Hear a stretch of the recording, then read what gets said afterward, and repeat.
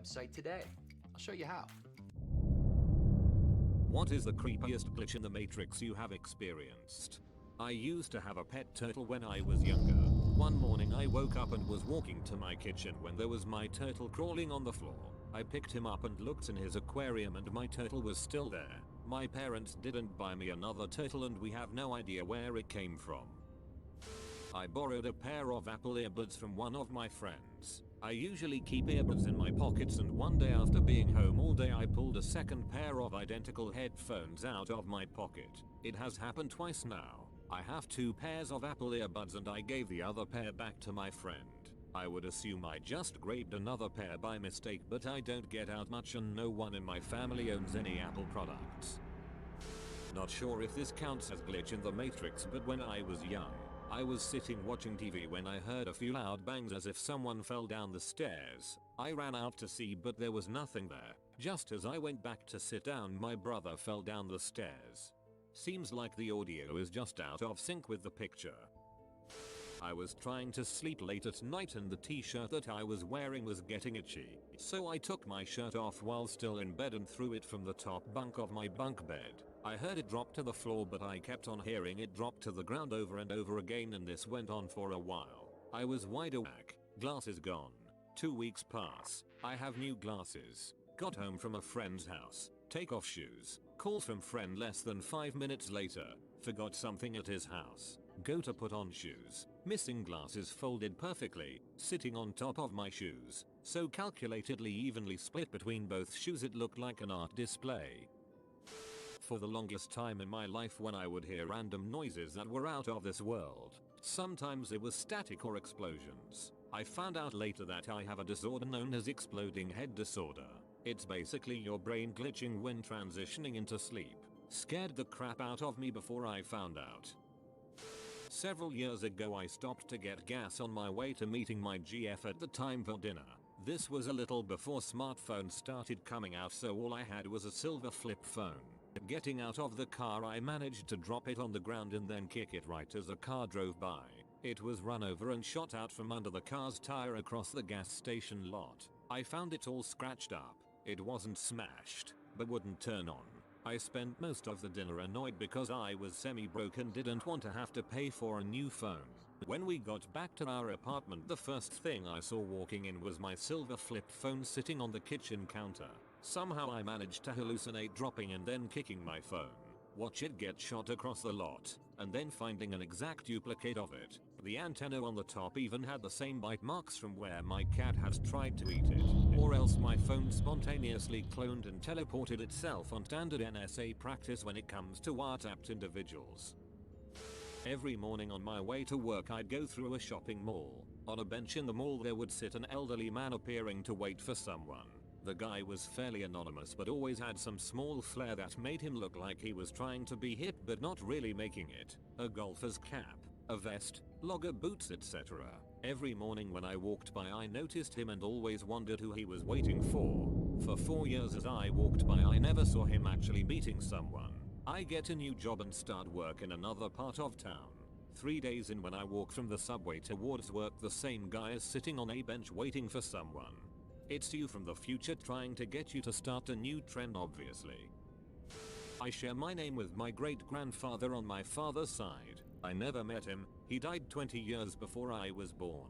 He was apparently 6 feet tall, eccentric, obsessed with intellectual pursuits, but was so prone to getting lost and thought that he would forget to do important things. The rest of the entire family is fairly short. My father is otherwise the tallest at 5 feet 8, very straight-laced, conservative, blue collar. Then there's me, apparently the second young in the 1930s, had the same name as my wife's. Am I just reused content? Creepy, you're a post. I was 12, was spending the day at an amusement park with a neighbor, and one of his classmates. I'd never met the classmate before, but he was a cool guy and we're all chilling, going on roller coasters, spending money on the stupid ring toss game and not winning anything.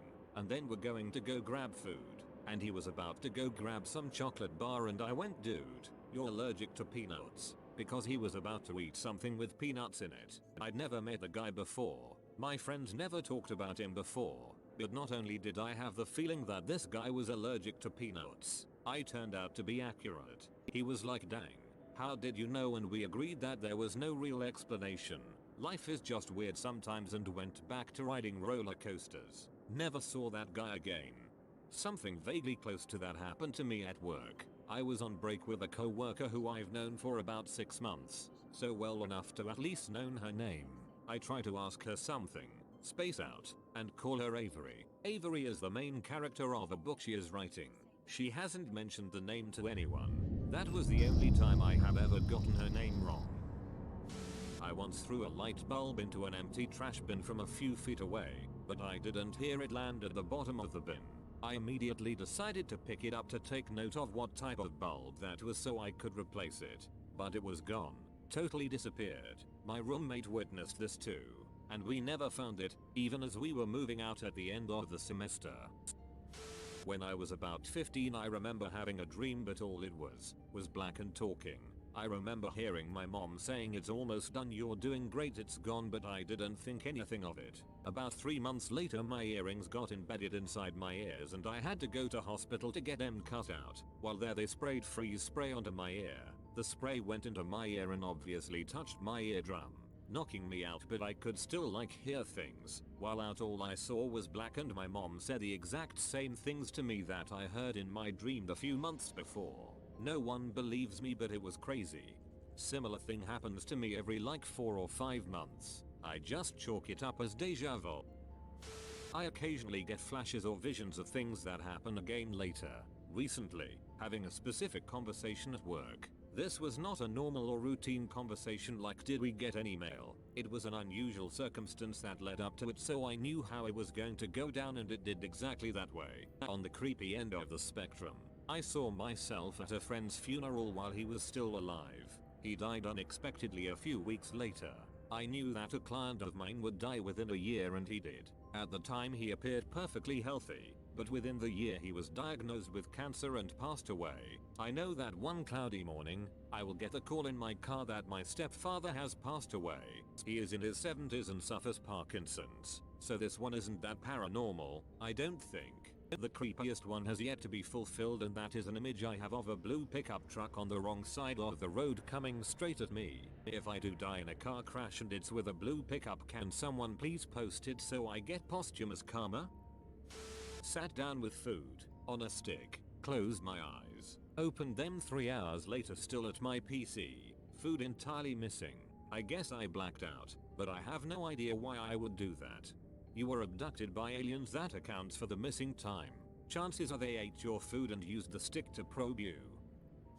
As a kid, at a really young age, I used to have incredibly realistic dreams of things that hadn't happened yet. To clarify, I had weird dreams of completely mundane things generally, and then they would happen shortly after, usually within a couple days. For this reason, it became hard to differentiate between dream and reality. As a result, I spent years believing my brother had stabbed me in the back with a butter knife. But it, from what my parents tell me, never happened. I guess it was just one of the dreams. It's so weird though, because it was just so real. The memory of being stabbed is stronger than most memories, and every so often, this spot on my back, right where I had dreamed I was stabbed, well, it tingles.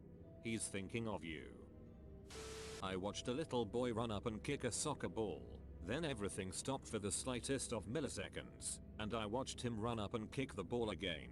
I saw the exact same moment happen twice. It was like time skipped like a needle on a record, but I was unaffected. I didn't move, but I wasn't frozen and then replayed like everyone else. I was an observer with full control over my body. I've never experienced anything similar ever again. It was so clear. I still have the frozen moment in my mind perfectly. I started panicking immediately after it happened to anyone near me. I had to sit down. It felt so incredibly real, even if it was just a hallucination.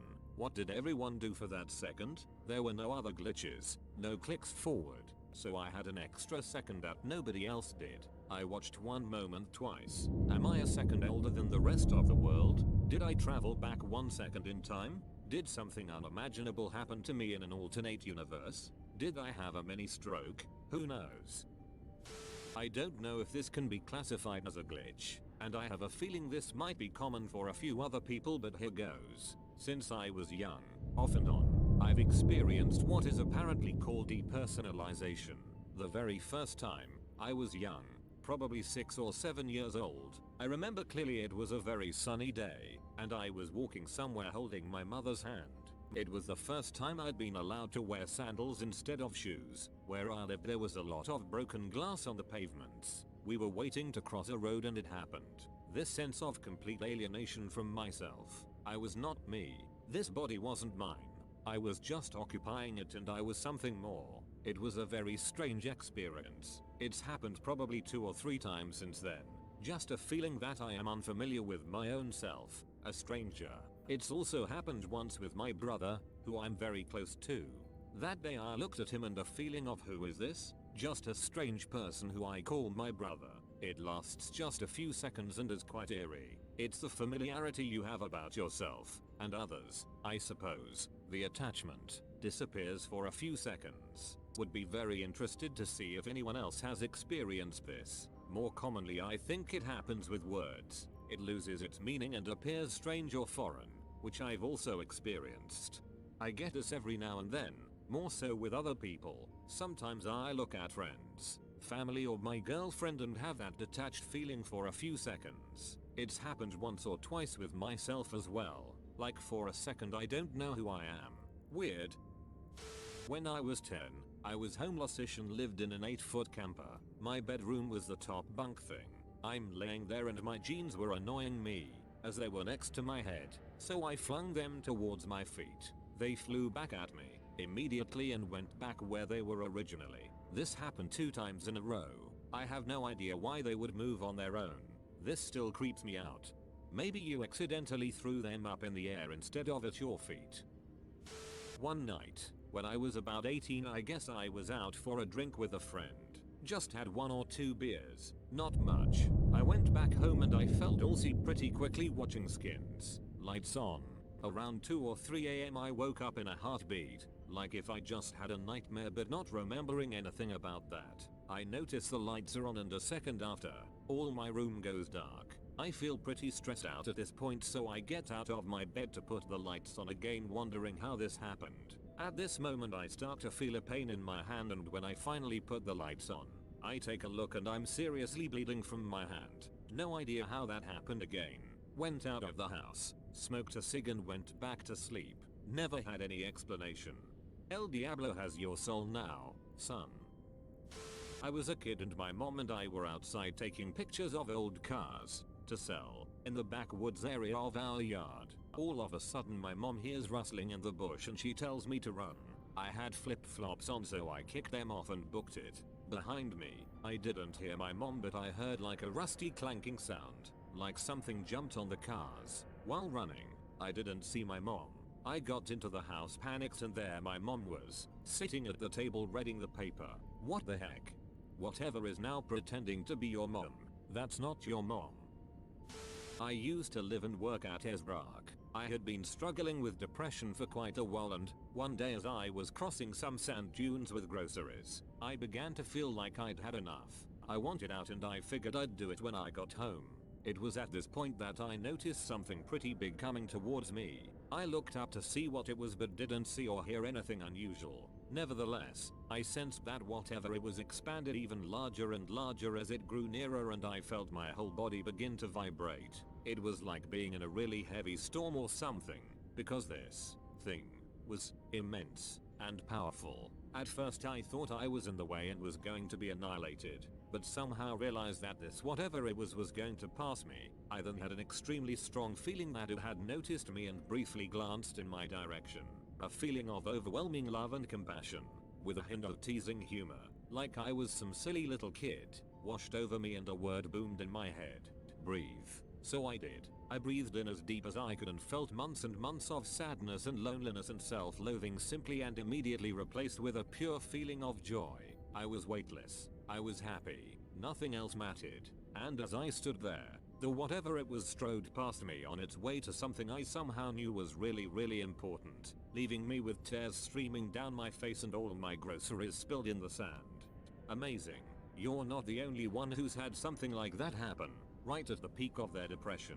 But that is a beautiful experience. Whether or not it was a tangible thing matters not, because either your brain saved you, or something did. About a year ago my mom and I were in the first parking space area of a small shopping mall. She was getting things ready for the store and I was waiting. The space in front of us was parked a large white SUV. I can't explain why, but I had the urge to study the SUV when I usually don't even pay attention. The family that owned the SUV came out and it was a father, infant in a carrier and a little girl. The little girl stared at us the whole time her father was getting her in the car. She had this huge oversized bow in her hair and a side ponytail and just kept staring. Even as they walked to the driver's side she didn't take her eyes off of us. The father packed her up. My mom also stared at her. It was so strange. We went into the store right after the whole family was in the SUV. When we went to open the door the same family came out. Odd little girl. Father, baby and father was still holding shopping bags. My mom and I looked at each other in horror because it took him 5 minutes to pack his kids in that SUV. How could he get out and run into the store in the few seconds it took us to walk to the sidewalk in front of the store? We weren't the only ones who saw it. A worker from the food place next to the store saw it and we all exchanged looks of horror. I have no idea what this was, but I can tell you that very few people have believed me and my mom. What if the little girl was staring at you and your mom on the way to the SUV because she saw you two at the entrance of the store before? My mom used to work during the day and leave me home alone when I was around 12 or 13 and too old for daycare. She would ring the home phone periodically throughout the day and make sure everything was alright. One day I'm home alone and the phone rings. I pick it up. It's Mum. We have a short, succinct conversation that's basically everything going alright, yeah, okay, don't answer the door if anyone knocks, etc, etc. Very normal conversation. It ends. I hang up and go about my day. Not even 15 minutes later the phone rings again. I pick up and it's Mum again. We exchange hellos and I jokingly say, must be a slow day, you literally just rang me. And Mum goes very quiet for a minute and then says, I haven't called you today. My blood went cold, and to this day I still don't know who called me. We came up with a secret password after that. When I was 14 or so I went to sleep at my typical time and woke up 2 days later in the morning. I went downstairs panicking and asking if my family knew I had been sleeping for 2 days and what had happened. The question was ignored and they told me to sit down and have some breakfast. That happened to me too. Although I was like 7 years old, went to bed normally on a Tuesday, woke up just before noon on Thursday. The only person in the house who acknowledged it whatsoever was my brother. I had a dream about marrying my husband before I even knew he existed. Even in my dream I was asking people who this person was, and when I actually met him I had to refrain from freaking out. He is literally the man of your dreams. I had this crazy vivid dream in 7th grade. I dreamed that there was a white cargo van parked outside my house. A man got out, walked to my house, broke in, then went to my brother's room and killed him. I woke up freaked out. It was 3 AM. I couldn't sleep and went into the kitchen, turned the light on, and a few seconds later the headlights on a white cargo van outside flipped on and it sped away. A little late to the party, but going to share anyway. So, I have one nice suit. I have a total of 3 or so, but most of them are 6-10 years old, a few stains, and don't quite fit right anymore. I got a new one 2 years ago, and the thing fits me freaking great. I look sharp. After my dad's funeral, I took it to get it dry cleaned at the same dry cleaner I've been to for the last 15 years, a half a mile down the street from my house, but couldn't really remember picking it up. It wasn't on my mind, as I hadn't needed it for anything. About a year later I had a funeral to go to and I could not for the life of me find my freaking suit. I took every piece of clothing out of my closet, one by one. I meticulously scoured every surface in there trying to find this suit, and it's nowhere to be found. I go check all of the other closets in my house and the coat closet in the front hall. I mean, I tore this house apart. Checked my closet multiple times. Freaking nothing. This suit is not in my house. I'm like, alright, maybe I just forgot to pick it up from the dry cleaner. Long shot, but I might as well go ask. So I head to the dry cleaner, and I ask, hey, long shot, as it would have been over a year ago, but is there any chance I might have left a suit here I forgot to pick up? She tells me that she can look up my name and phone number, and after receiving both, she tells me I've never been a customer there. I'm like, what do you mean I've never been a customer here? I know it's been a year or so, but this is literally the only dry cleaner I've ever been to. I live a half a mile down the street. I've been coming here since I moved here 15 years ago. My parents both came here. My sister comes here. There can't be no one in the system with my last name. I ask if owners or systems have changed recently, and she says no, that they've been the same for the last decade, and if I have ever been a customer here it would be in the system. I give her my last name again, parents' numbers, etc., and nothing. No one in my family is listed as ever having dry cleaning done there before. At this point she's looking at me like I'm insane as I'm standing there trying to understand why and what the frick happened to my suit then. I leave and go home, ready to throw in the towel and pick something else to wear. I walk into my closet, and my suit is sitting right there in the middle of the rack in my closet with a tag on it from the dry cleaner that just told me I had never been there. Dog, you need to take that tag into that dry cleaners and ask them what's wrong with their computers. I was watching TV when People who have actually had sex with a step relative, what was the aftermath? Not me, but my coworker got his nephew a job with our company to help straighten him out and let him live with him. A few months later he starts talking about how he's going to be a granddad cause his 18-year-old daughter who lives at home is pregnant. We later found out his nephew was banging his daughter on the regular and was the father of his grandbaby. Nephew got fired for failing a drug test not even 6 months into the gig. Pretty sure he ended up getting kicked out of their house too shortly thereafter. Alright, here we go. So, I meet girl. Meet her mom and dad. The girl and I have sex and date for several months. She gets pregnant. I join the Navy to support my new family. I leave for boot camp and she starts sleeping around, so we break up. During this time her mom goes crazy. Her dad leaves her mom. He then starts seeing my mom. They get married. Boom. My ex is now my stepsister and my son is now my nephew. Welcome to West Virginia. The outcome was dramatic and incredibly tragic. I had a colleague once who drunkenly confessed to sleeping with her stepbrother. Eventually it developed into a serious relationship. Her parents got to know and desperately tried to get them to break up. Colleague ended up dating her stepbro in secret. It's an open secret in the office at this point. Awkward, because the stepdad was also in upper management. Anyway, her parents find out again and try to get them to break up a second time. It all gets rather public and ugly and quite embarrassing for her mom and stepdad who are now senior figures in the industry running their own company. Colleague tells us that she's been given ultimatums from her mom. Doesn't describe what they are. Suddenly, she stops showing up to work and emails her resignation. She tells HR that she's moving to the US to find some peace. Colleague also texts some folk at work to tell them that she's had enough of the drama and moving away. A few weeks pass and there's no news from her until her stepbro/boyfriend starts contacting all her work friends. I wasn't contacted but some of my teammates were. Stepbro is desperately trying to get in touch with her. She's broken up with him via text. He wants to know if anyone's heard from her. He doesn't believe that she now lives in the US and that she'd go without telling him. Everyone writes him off as a guy who couldn't handle the rejection, until he goes to the police and files a missing persons case. Police actually made a few inquiries to everyone's surprise. It doesn't happen often because they usually guff. This is still a developing country after all. In the end the cops write the stepbro off as a lovesick loon and everything settles down. For a while at least. Stepbro has gone crazy, now claiming that he thinks something bad happened to her. Says he's fallen out with his parents over it. No one at work wants to get involved in this family drama, especially since the parents are important people. Things die down again, until they don't. Fast forward 2 years and no one's heard from our colleague, until the cops come culling. They've arrested her mom's chauffeur on an unrelated charge and he confesses to murdering our colleague. Even leads them to the body. He doesn't however reveal a motive. He must have been stalking her, think the police, until they investigate further.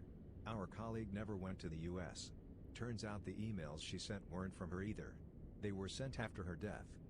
The texts, the emails and the breakup were all from her mom. She covered her track. KS after she orchestrated the murder of her own daughter. All because she wouldn't stop dating her stepbrother and was going to marry him. Sorry for the bad grammar. English isn't my first language.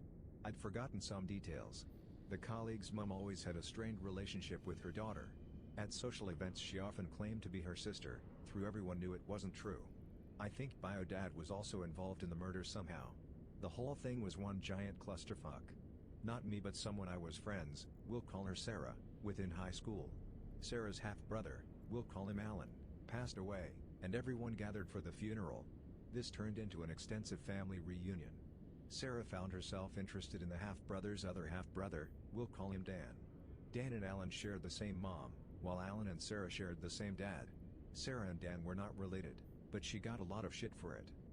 She ended up moving out of the state to be with him, and has happily been with him for 7 years now. Technically my step-cousin. My mom married his uncle. We met as adults and hooked up quickly after meeting. We're married now. Whenever someone asks how we met, I just tell them he's my cousin. My parents used to be step-siblings. My mom was 6, Dad was 12 when my mom's mom married my dad's dad. My dad lived with his mom primarily though, and they never spent much time together.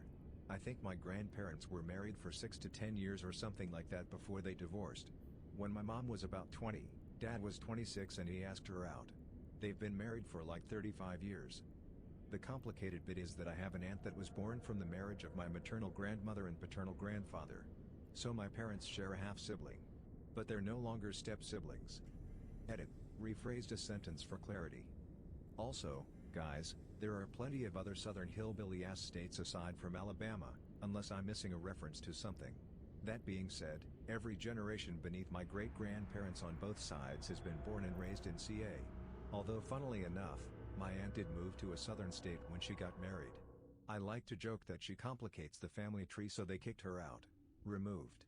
My dad was banging my mom's sister and I have a couple of cousin brothers to show for it. Yes, Florida. I knew a girl in high school whose best friend's mom married her dad. Then the best friend and dad were caught fucking and it had been a whole thing. Both of them were really gross. My sister gave our stepbrother a blowjob on one end of our wraparound couch, with our grandmother asleep on the other end. Spoiler alert, she woke up. We had some fucked up family dynamics. Edit. I've answered these in the comments but for anyone who doesn't feel like scrolling. What happened when she woke up? My grandmom woke up mid-job, smacked my sister on the back of the head with her slipper, they sprung apart and ran away without saying a word, and the next morning everyone just acted like nothing ever happened. As far as I know, my grandmother never said a word about it to anyone. Where was I? I was in bed, sneakily reading Aragon and none the wiser, until my sister told me the next morning. I think these two instances perfectly encapsulate who we both were as a person lol, and still are tbh. A guy I knew, while we were both early teens, had a huge crush on a girl who was a close friend of his family. His parents were church friends with her parents. Then, her parents both died in a car accident, and his parents had agreed to adopt her if such an incident were ever to occur. His mom was kinda weird and made him start calling her sister, and none of his family knew he was head over heels in love with this girl, or if they suspected a crush they pretended not to. What they for sure didn't know, because his parents would have disowned him, was that by high school, they were secretly banging almost every night. I lost touch with them during high school, and I wanna know what ended up happening with them so badly it drives me crazy to think about. Edit. To the million people asking me to track them down now, I tried years ago but literally the only thing I have to go off of is his name. We only hung out for a few years, and it was because my mom and his mom were work friends who hung out outside of work a lot during that time. I don't know what school he went to or what church they went to. I don't remember his school friends' names. I'm only about 70% sure I'm even remembering the girl's name correctly. The only avenue I could think of exploring is asking my mom what her former coworker's name is or if she remembers where they moved to. But that's a really weird question to bring up 15 years later, so I don't really plan on going that route. I just gave his name another search, but it's a fairly common name and without more to go off of it's sort of impossible to find a match on social media. Sorry to disappoint. My mother passed away, so my brother and I moved in with my father, stepmother and stepsister. My parents had a brutal divorce, so we were not very close to them. In fact, we didn't see my father for years. Fast forward, my brother, stepsister, stepbrother and I would play lights out as teenagers. Basically, turn the lights out and start beating the shit out of each other with pillows or anything we could find. I know it sounds like a sick game.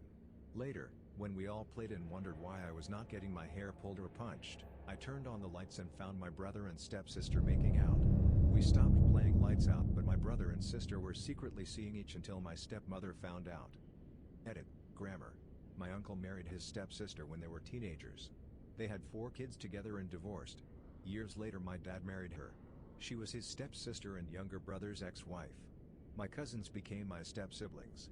Uncle lived around the corner. Her kids did not like being told what to do by their uncle. My dad always felt like she treated me and my sister poorly. My grandma threatened to disown my dad several times for marrying her. They were together for about a year before stepmom couldn't handle dad's drinking anymore, and he said he was sick of her kids disrespecting him and her not treating my sister and me good enough. We moved out, but they stayed married for over 10 years. Cousin/step siblings weren't as close with us after that, and my sister and I were kinda considered black sheep of the family. Too bad. I liked being around my cousins so much, and I thought my aunt/stepmom was cool. I was like 10 to 11 at the time though. I can't imagine what those two were thinking when they got together in the first place. Whole thing was confusing to say the least. Let's just slip right to relatives. Caught my cousins kissing. I quietly snuck out to let them do whatever horrors they intended. Never mentioned it, not once. Well, apart from the odd slight remark every now and again. It was just a quick fling, I believe. Edit. They weren't siblings, they were also cousins to each other. I think they were around age 18, give or take a couple years. Didn't happen in the US, as some people have tried to guess for various reasons and experiences. Thanks for all the interesting replies, too many to reply to but enjoyable to read. If you know people that have married or dated their cousin, no judgment from me, and I hope they are happy. The end. My friend did it and now everyone calls him step bro in school. My best friend had sex with his stepsister. She fell in love since it was her first time and he didn't. She then asked him to formally date her, to which he refused and ghosted her, moved out of the city. She entered a deep depression and they haven't spoken in years. Not my story, but my partner's ex-friend fucked his aunt. They aren't related, biologically related, but the aunt knew the guy since he was baby. Plus, the uncle and him were close and he worked for / with his uncle.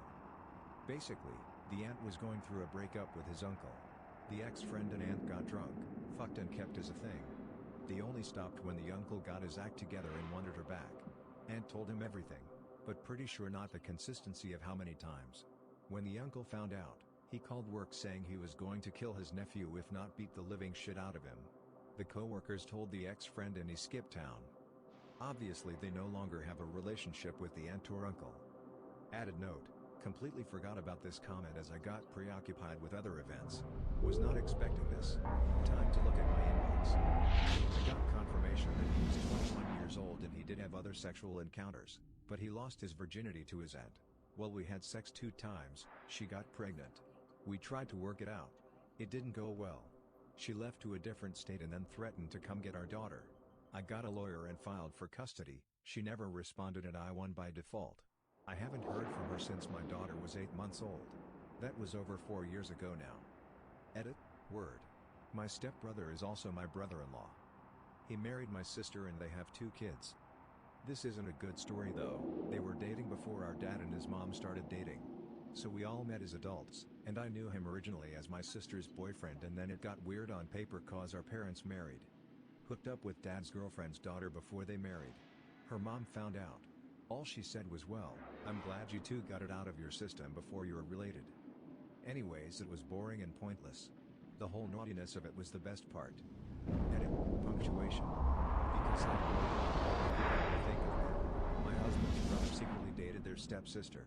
Only my husband knew about it. Despite him telling his brother that it was a bad idea, he still pursued the relationship. They had to confess to the family because she unexpectedly got pregnant. Their mom was upset and disappointed, but said she'd support their decision to be in a relationship and start their own family. The father, however, could not get on board and pressured his daughter to get an abortion and to end the relationship. They still ended up together and had the baby. A few years later, they both cheated on each other and ended the relationship. Family gatherings are super awkward with my husband's side of the family. Edit. I should add, when they became step-siblings, she was 10 and he was 13. They started dating when she was 23. My parents are step-sister brother. Our parents got remarried later in life when we were already grown adults. We're both only children, so having siblings was a new experience for us, but we wanted it to work if only for the family's sake. In an effort to grow closer, we decided to go drinking one night, a few months after we met for the first time. She ended up crashing at my place. I offered to take the couch and give her the bed, but she insisted we sleep together in that weird feet-to-head setup. My drunk ass promptly went to sleep. I woke up in the middle of the night to find us spooning, and me with a serious erection poking her ass. I froze. I didn't know how I got there, what was going on, or how I was going to get out of this gracefully. I had just decided to extricate myself slowly in the hopes that I didn't wake her, when it happened. Wiggle wiggle. She started wiggling her ass against me. On instinct, I started bucking. Tap tap. Wiggle wiggle tap tap. There was only one way to go from there. We went out that night intending to become closer, mission accomplished. We fucked a few times a week for 5 to 6 months before we both met other people. In that time we became very close, telling each other our fears, secrets, and generally being what you think of as brother and sister. Except for that other thing. Friends have remarked about how close we are, especially for how short a time it's been. Turns out, there's a shortcut for that. We think it would be the end of the story, but instead of going our separate ways with the new people in our lives, we ended up realizing we had fallen hard for each other. Now we're dating and trying to figure out how to tell our parents, family, and friends. Might not have that problem for too much longer though. The last time her dad came into the living room where we were hanging out, well, first he knocked. Had a coworker who was sleeping with his stepsister. Both of them were already in college when their parents met and got married. Pretty sure it lasted a while, with them all living in the same house. Eventually got caught by one of the parents, which ultimately led to the parents separating. To quote Gigi, "If they're not blood related, they're free to be dated. Not me but my older brother." For years the story was he got the clap from this older woman who took his virginity. A month ago he told me the truth. He got the clap from our stepsister, who at one point tried to sleep with me too. A girl I worked with had, in my opinion, a really weird situation. Her dad was dating a woman and she was dating the woman's son. All living under the same roof too. I believe they broke up and it got pretty toxic as they kept trying to make their step-sibling jealous by bringing home randoms to sleep with. Imagine explaining that one to the people you're bringing around. A girl I went to middle school with was impregnated by her stepbrother. She must have 12 or 13. I think he was 17 to 19. Childhood me thought she was trashy, but adult me knows she was groomed and taken advantage of. I think her parents more or less raised the kid as their own and her role was more of a sister. Eek. So sad. There's someone in my Discord server that has not only fucked, but is dating and recently impregnated his stepsister. Apparently the parents are cool with it. Some people used to go to church with got married. An attractive young couple, he was 24, she was 22. Their parents were all divorced. The bride's dad hit it off with the groom's mom. Fast forward a year and the mom and dad are getting married, making the newlyweds step-brother and sister. Now the parents have a new kid, making it simultaneously their half-brother and their nephew or some shit like that. It's fucked up. They're all really nice people, and mostly normal. It's just a weird fucking situation. We fixed the washing machine so she wouldn't get stuck anymore. This thread is like a car accident. I really don't want to see what people say, but I also can't help but to be curious. After we finished, my stepsister really did help me with my math homework. Double win. Absolutely nothing. We were in our 20s when our parents got married.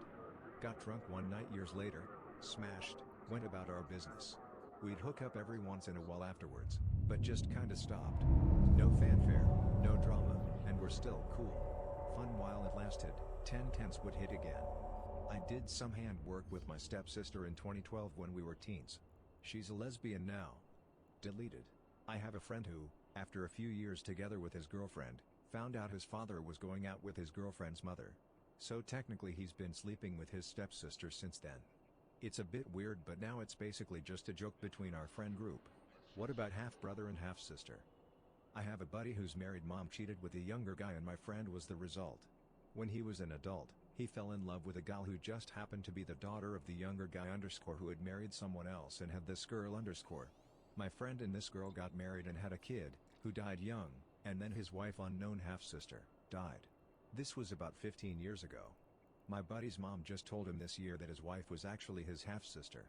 The mom knew the whole time and never said anything or tried to stop the wedding out of fear of destroying her own marriage. Edit. I think I found the confusion people are having. Hopefully corrected. Tree, http://imgur.com/a/dyzwig.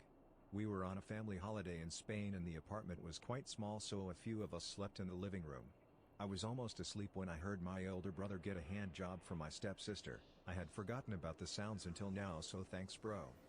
I don't think they had sex, maybe without me knowing, but I don't think there was any aftermath besides extreme awkwardness on my part for the rest of the holiday and a significant time afterwards. Several documentaries of it were made. You can view them on Pornhub. My dad started dating my sister's boyfriend's mom. They were dating for about 6 months when it started, but they had known each other for all their lives. We all grew up together and they lived 2 doors down. The boy was very cool with the situation and so was his mom and my dad. My dad even joked about my sister and her boyfriend sharing a room when he was moving in his girlfriend. My sister couldn't get over it and broke up with her boyfriend. He was very upset and still didn't see anything wrong. My sister and him were together longer than our dad and his mom were. Obligatory, not me. My mother used to work with a woman who married her daughter's fiancé's father. Let me elaborate a bit on that so it really sinks in. A woman my mother worked with had a daughter who was engaged to someone. This woman was planning the wedding with that someone's father in a Protestant or something church and, while planning, began dating the father. So father and mother are dating while kids are planning to marry, and they decide to get married before their kids. So they go and get married on a weekend soiree in Vegas. They come back and continue to plan their children's wedding. Their children, who are now legally brother and sister. This went down exactly as you'd expect. Church found out, refused to perform the ceremony. They go to a job, who refuses on the same grounds. They ended up having to get married out of state because the dumb fucking parents couldn't just not get the 3rd or 4th or whatever marriages performed before their children were happily married. Surprise twist, kids get married, have kids. Husband shakes the baby to death, gets 20 years in prison. Mother is suitably horrified and father backs up his son, so they divorce. So in the end, absolute narcissists. I dated my stepsister. We were dating and our parents had an affair and ended up getting married. It has made things a little bit awkward, but most of the aftermath has just been I'm able to make jokes about hooking up with my stepsister. It's a fantastic icebreaker and people think I'm pretty fucked up, but my friends love to give me shit about it. Special bonus, our parents met because we dated, so I get to also make the joke that my parents got divorced because of me. I know of a guy, he had a baby with his stepsister. All of his co-workers called him Uncle Daddy. Throwaway because this story is not going on my main account. My dad remarried when I was in my teens and my stepmother's daughter moved in shortly thereafter. She was the same age I was. We weren't super friendly, but as a horny teenager she was the object of many fantasies. We did not do much, but I did give her back rubs a couple times and she let me feel her up. She never let it go farther. Until I came home to visit after moving out. We were hanging out one night, at home, my dad and her mom asleep, and she basically decided she wanted to get laid. So we fucked. It was far from her first time, but it was mine. We hooked up again a few months later when she came to visit me, but then she ran off with the guy that ended being her first baby daddy. Aftermath? Nothing happened again after that. When I met my first serious girlfriend, who knew how I had lost my virginity, my stepsister started acting jealous.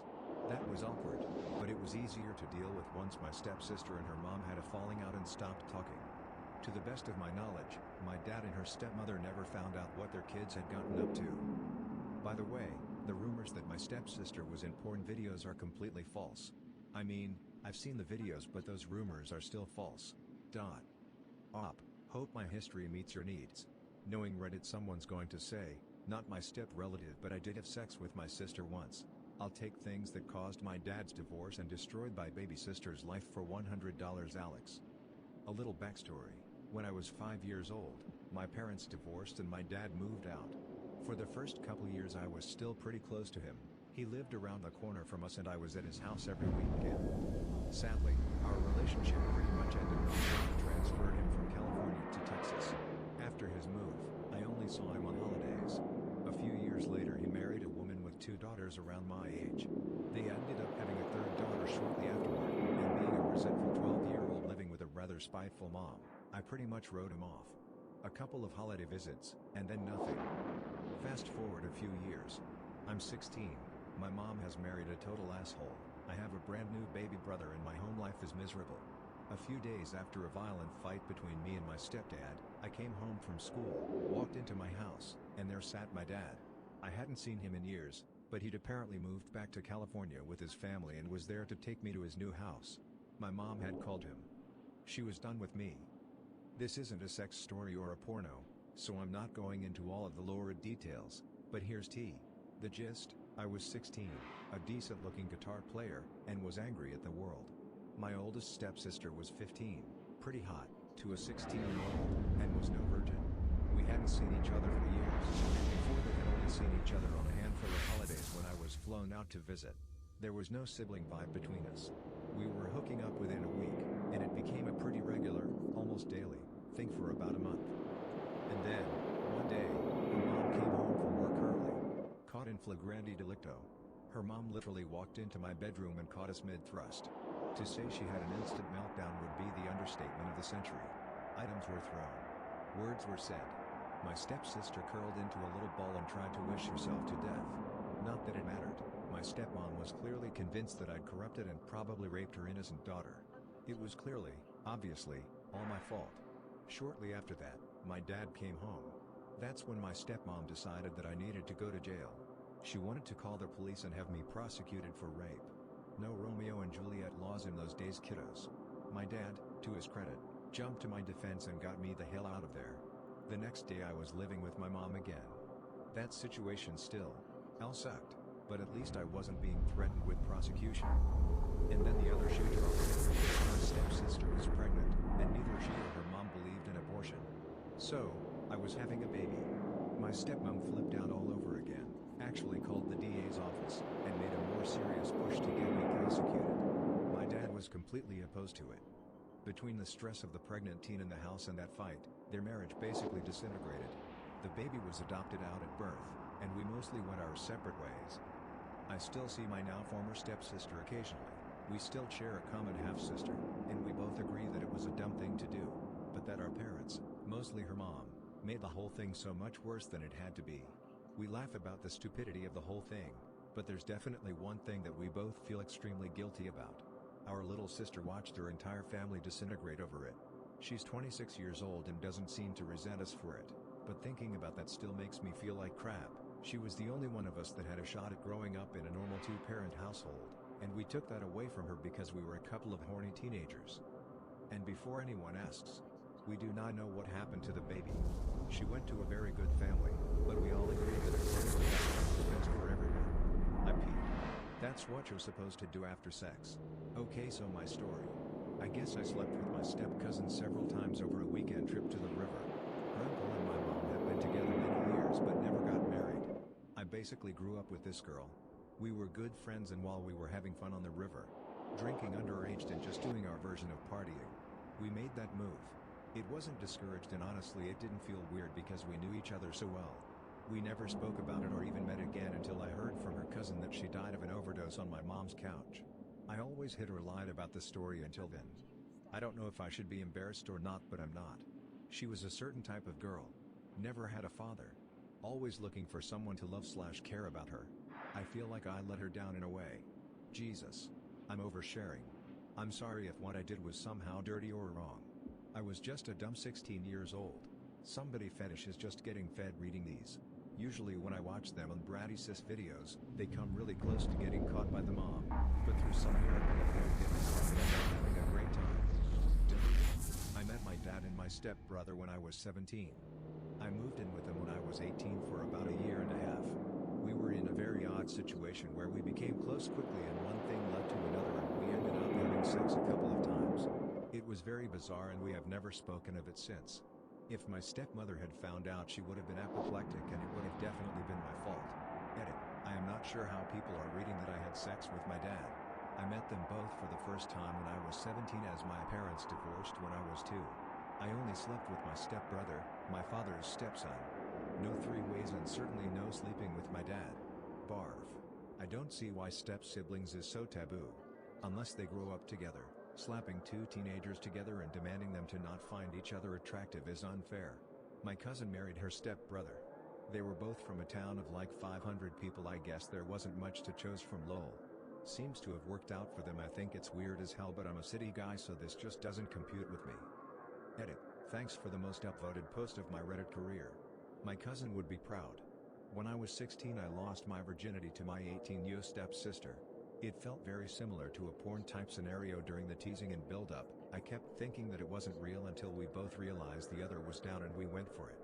The weirdest part about the whole thing is that my brother had sex with her too lol.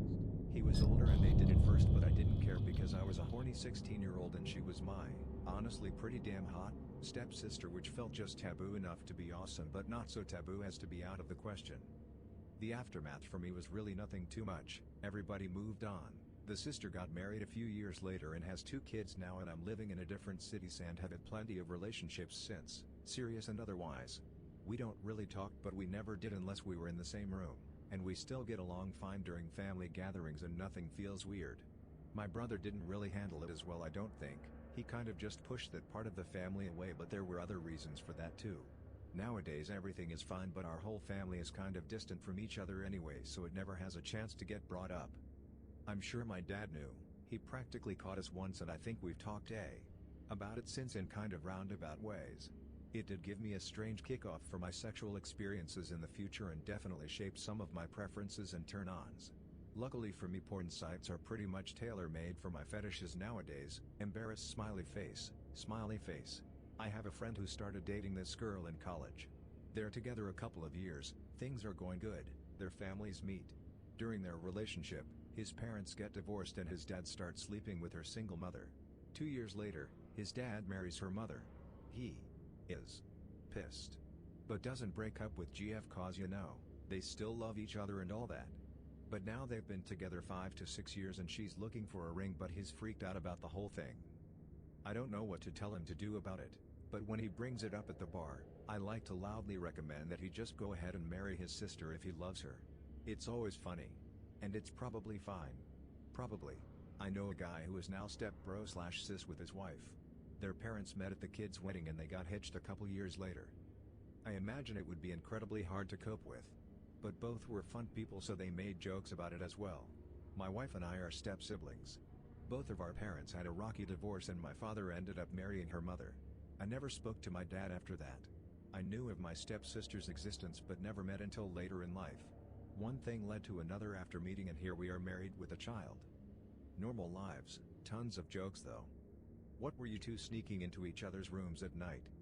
She's trying to kill you for insurance money. Me, we aren't married yet. Well, doesn't it go to next of kin anyway? Uncle Daddy. Nifson. Also got a cousin uncle thrown in the mix.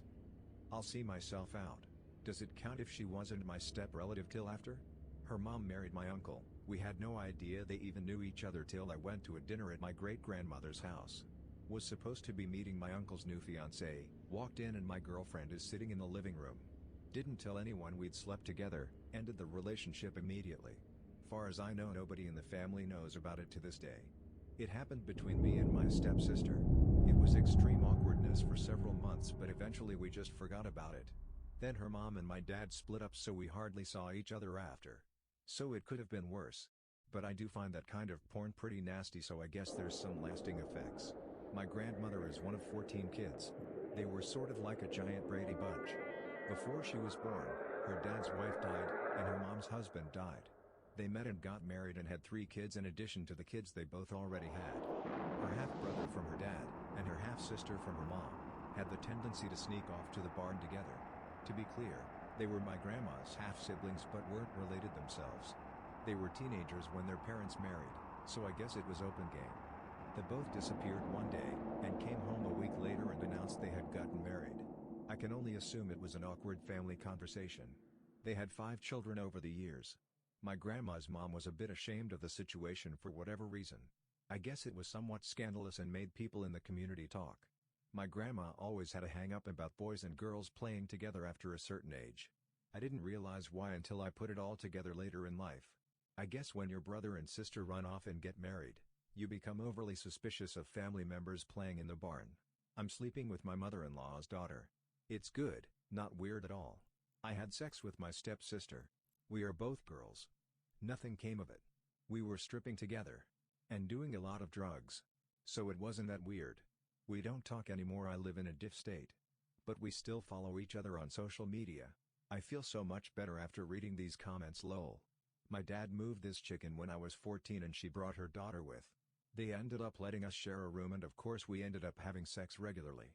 It got to the point where we were together all day every day, and then her mom got pregnant with my now little brother, which made it really weird for me. She didn't care and got really depressed for years after I broke it off. The end. I never had sex with my brother, but I used to regularly give him blowjobs. We stopped a long time ago and never talked about it.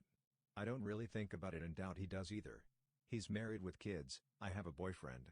I told an ex-boyfriend once after he asked me how was I so good at oral, and he became all weird about it and we broke up, so I decided not to tell anyone else. Stepsister. She started to teach me things when we were children. Didn't know it was wrong. It continued for years, but ended while we were still children. Gives you the idea of how young we were when it started. I am a grown man now and just found out about 2 years ago my dad had been molesting her. He never served any time for it either. My friend married his stepsister. They had been step-siblings since they were around 9. They have kids now and seem happy, but it's still creepy. Well, technically if you wait until marriage for sex, you've only had sex with family members. Deleted. Mate of mine dated one sister, broke up, dated the second sister. Broke her up with her, dated the third, and then married the mom. Yes, he slept with them all. Was very funny at barbecue etc. when they all attend. I met a really hot guy about 2 years older than me, at bar one night. We hit it off and flirted the whole night. About a week later we bumped into each other again and exchanged numbers. We ended up being a couple. A few weeks went by and things were looking good, slept together a few times and everyone was happy. One night I went out with my dad and his soon-to-be fiancée. My dad had come to me for advice on a ring. They had only been dating for about 6 months.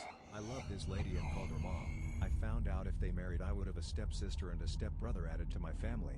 We are already 6 sibs. While we were out, this woman totally freaked out and almost carried me to the bar in excitement. I thought she had too much to drink and wanted to do shots or some shit. We get into the bar and she says she wants me to meet her son. Taps this dude on the shoulder, and when he turns around, it's my fucking boyfriend. Best of all, she introduces us saying meet your new brother to me and meet your new sister to him. We just stood there staring at each other, burst out laughing and carried on drinking on our own. Still did it a few times after the families moved in, but ended it so our parents could have a shot. Our reasoning was that our parents are quite old and might not find someone else, and we were young and had our whole lives ahead of us. Anyways, he fell in love with my then best friend and I fell in love with someone else too. Our parents broke up because this woman turned out to be a Karen level 1000, and we have never seen or spoke to each other since. Not sure if our parents knew, but pretty sure my dad had an idea, but never said anything.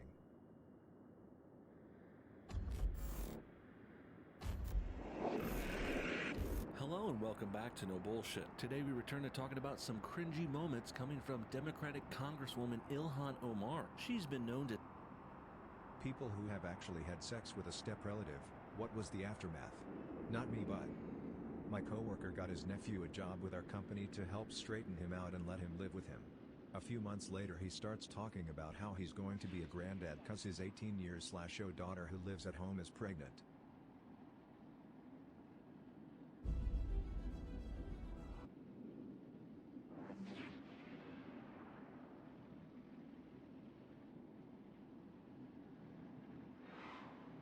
Moms of Reddit, what is a wild secret of your past that your kids rather not know about? I was a sugar baby in college. Made a lot of money but blew it all on dumb stuff. Also, my best friend from college and my roommate had the same sugar daddy. My kids call her aunt, they love her and she loves to babysit. My roommate and I had a lot of sex with each other. It was enjoyable, but mostly due to our daddy. He obviously found it hot. I was also submissive to both of them. Mommy did some nasty things.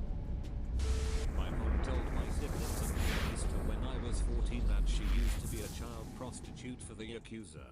She told us because her sister was going to tell us because she felt like my mom had stolen her daughter and was using it as a bargaining chip. My cousin came to live with us across the country because her mom was in jail for drug abuse. Not sure how wild this is, but right before I was born, like 2 or 3 days beforehand, my dad's older cousin had a daughter born severely unhealthy. She wasn't stillborn, but she wasn't going to make it past a few days. So anyway, after I was born, my dad's aunt came into the delivery room and said to my mom, "You two are young, you'll have plenty of time to have another child, but my daughter can't. Let me buy this baby off of you." I only found out about this when I was around 15, because my sister told me. Apparently my parents never planned on telling me this. I'm still getting details of this story as I get older, but my mom was apparently a party animal in college who could drink everyone under the table. It got so bad she had a semester where she, apparently, was in danger of flunking out. She was popular with guys, too, and was engaged when she met my dad on a Caribbean vacation she took without telling anyone.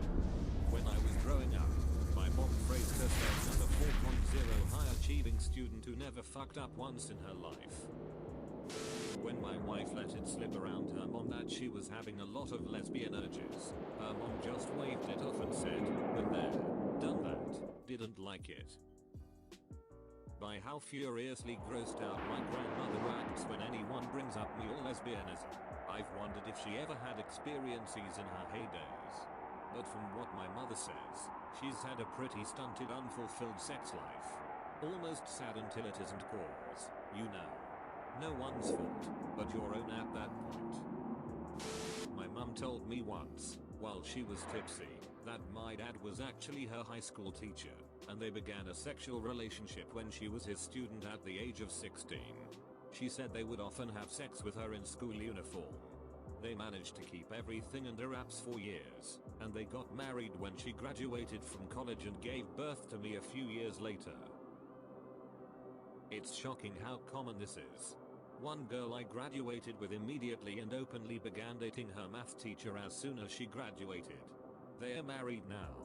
Few kids and seem genuinely happy. On the other hand, another teacher, science teacher, guy taught all the AP science classes, left his wife when he knocked up his senior cheerleader. Ended up marrying the cheerleader once she graduated. They stayed married for 6 years, when he cheated on her with another student. Apparently the irony was lost on the former cheerleader. A Spanish teacher, guy in his late 20s, used to be uncomfortably close with his female students. He would invite students to his home for dinner and extra studying.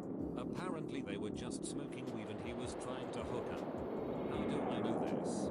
He invited my then girlfriend to one of these parties with 3 or 4 other girls. She went, but left and felt really dirty when he pulled out the weed and tried to get them to smoke. She'd never smoked weed and had no desire, so she just excused herself. She told me a few days later. She also said she couldn't tell on him to the administration because her friends liked going and didn't want her to be a rat. So, this was an open secret in the school. In fact, it became a running joke that, if girls went to his house they'd automatically get A's. This dude continued to have a job for another decade before he was fired. Everyone knew what he was doing, but none of the girls who went ever came forward, out of enjoying the parties, or out of peer pressure, and the administration couldn't act on rumors and innuendo. And this was all in some small town in bum-f middle America. It's effing insane how much it happens. I grew weed legally. When I did it, my straight-laced father went on a long speech about growing techniques and tips. About 2/3 through he kinda stopped and stared at me and my brother and adds the addendum. So I've heard. Eater through it all my mom was shooting daggers at him. Back in the 90s, I flew to Canada and spent the weekend with a guy I'd been talking to in a chat room. Growing up, my mother was a titan. She graduated top of her class in her PharmD and chaired several major drug regulation boards. She was always very serious about school, and we were told that B's were absolutely unacceptable because she was a straight A student all through college.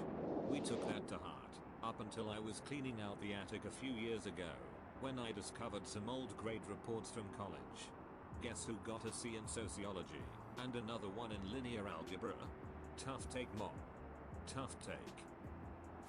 I just learned that I was likely conceived on Easter, when my mom wore a crotchless lace onesie, and teased my dad all night, and then I was born 9 months later. FML. At least there's some passion there. I was conceived during a hurricane because no TV. My friend was an obnoxious little brother, and would frequently pester his older brother by yelling, "You were an accident." Mom and dad went to a ski resort to make me. My mom used to date a drug lord in Birmingham, but was practically his crack whore. He raped her, she had my brother, and to get away from it all, she joined the military. Dude ended up going to prison at the same time and was stabbed to death just a few weeks in. My mother didn't tell us or my brother until he was around 35ish.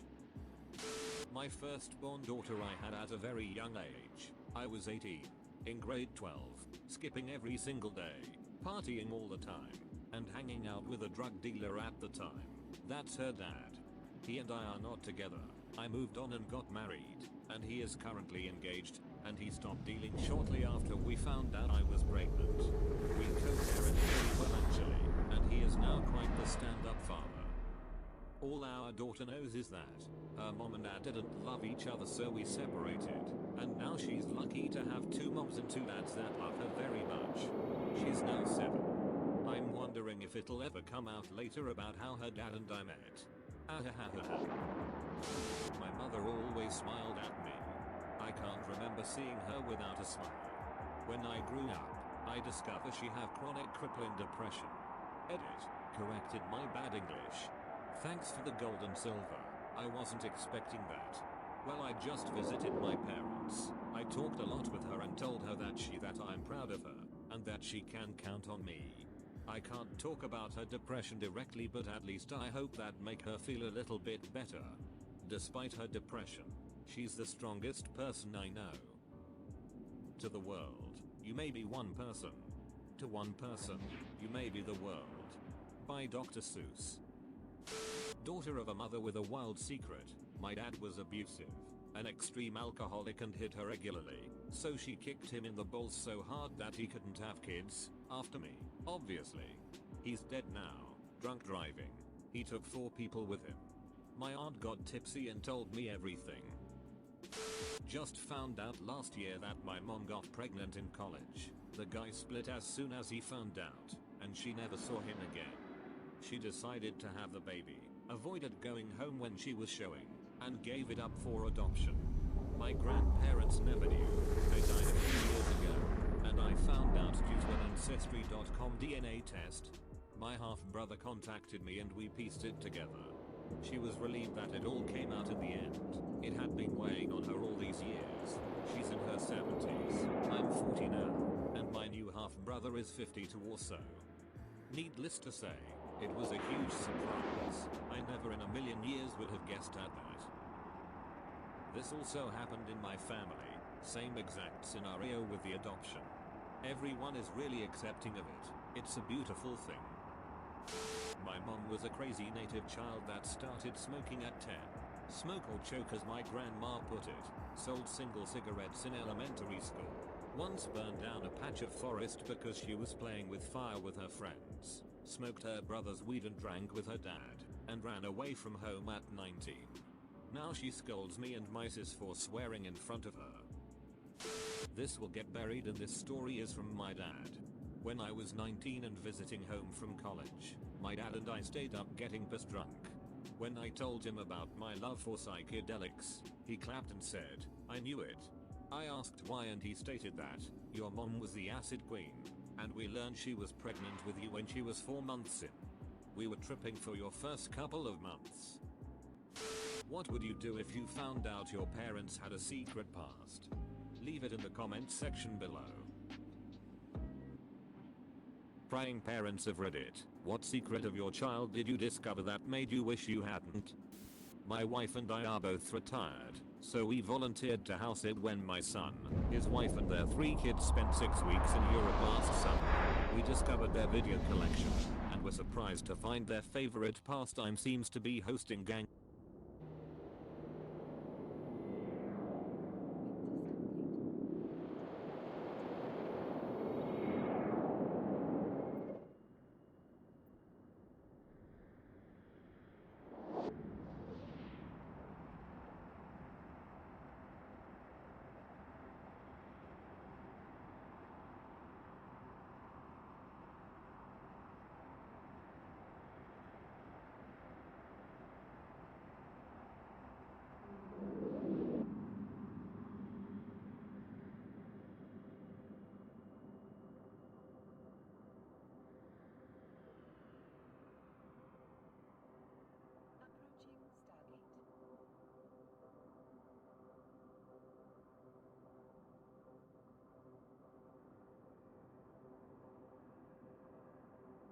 Warning, this content may be upsetting or disturbing to some audiences.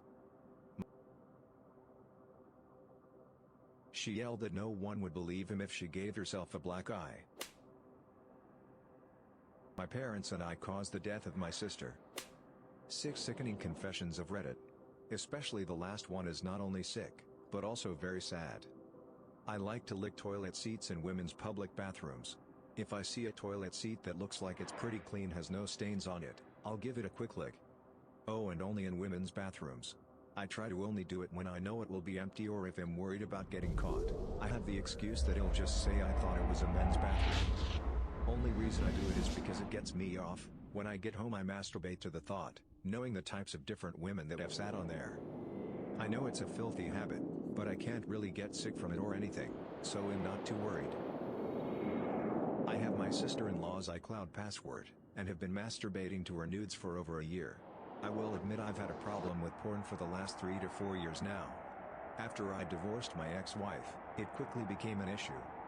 I have my preferences, and tend to enjoy the barely legal aspects of porn. I know I'm definitely not the only one because I think it's in the top 3 most popular categories depending on where you are. My sister-in-law is 19 and has always been stunning.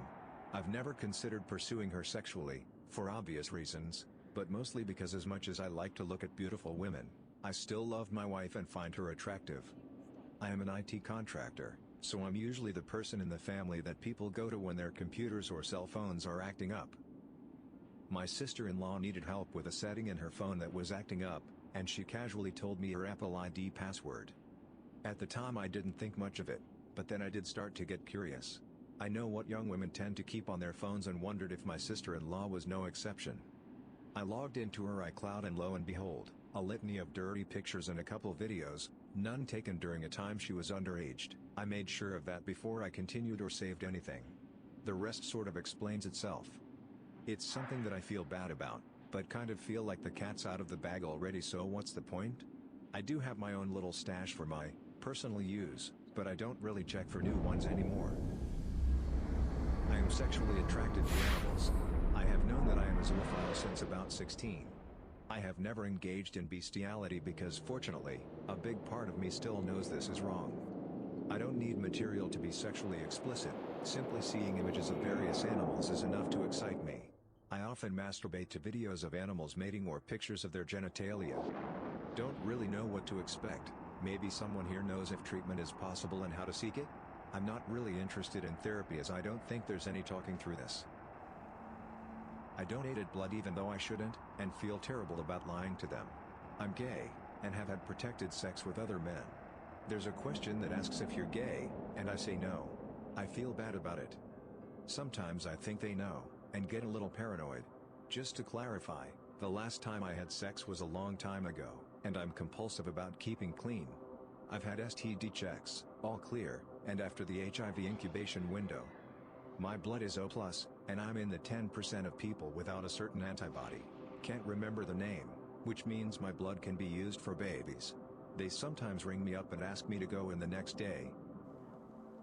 I have destroyed the relationship between me and my stepdaughter and I don't deserve to have it repaired. Backstory: I'm 36 as I write this and my stepdaughter, we'll call her Kay, is 15. I married her mom when I was 29 and she was 8. In total I have 4 stepchildren aged 16, 15, 13, and 11, all girls except the youngest.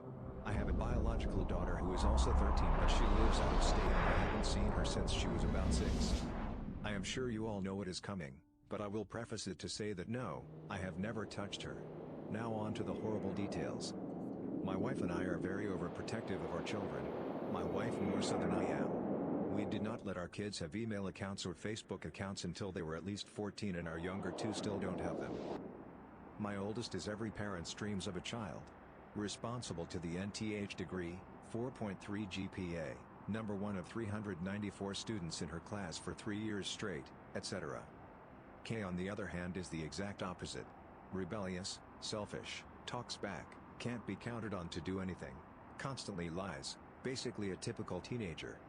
When we started allowing them to go online, I installed a spyware program on the computer in order to monitor their internet activity without their knowledge. Kay repeatedly created Facebook accounts without our permission and against our rules and tried to hide them from us, But because of my software I always knew. She found out about the software after we confronted her about the Facebook accounts, and she lost all computer privileges for quite some time. Once she earned them back, and we allowed her to have a Facebook, she was very careful about what she said on the computer while at home because she knew about the software. Kay never talks to her mother or me about anything going on in her life. Everything is a huge secret and we never know anything that she does or says. I got a stupid idea to create a fake girl online in order to become her friend and hopefully get some insight into what was going on in her life that she kept so secret from us. I know, it was a stupid, dumb idea and I'll regret it for the rest of my life. So I made friends with Kay and started talking to her, and it was going okay for a while. After about 6 months she started to suspect something was fishy, and in order to save myself I created another person, the fake girl's cousin, and introduced them. Kay had 2 serious crushes on boys that happened to have the same name, we'll say Josh, so naturally I named my new boy persona Josh in order to give myself an in.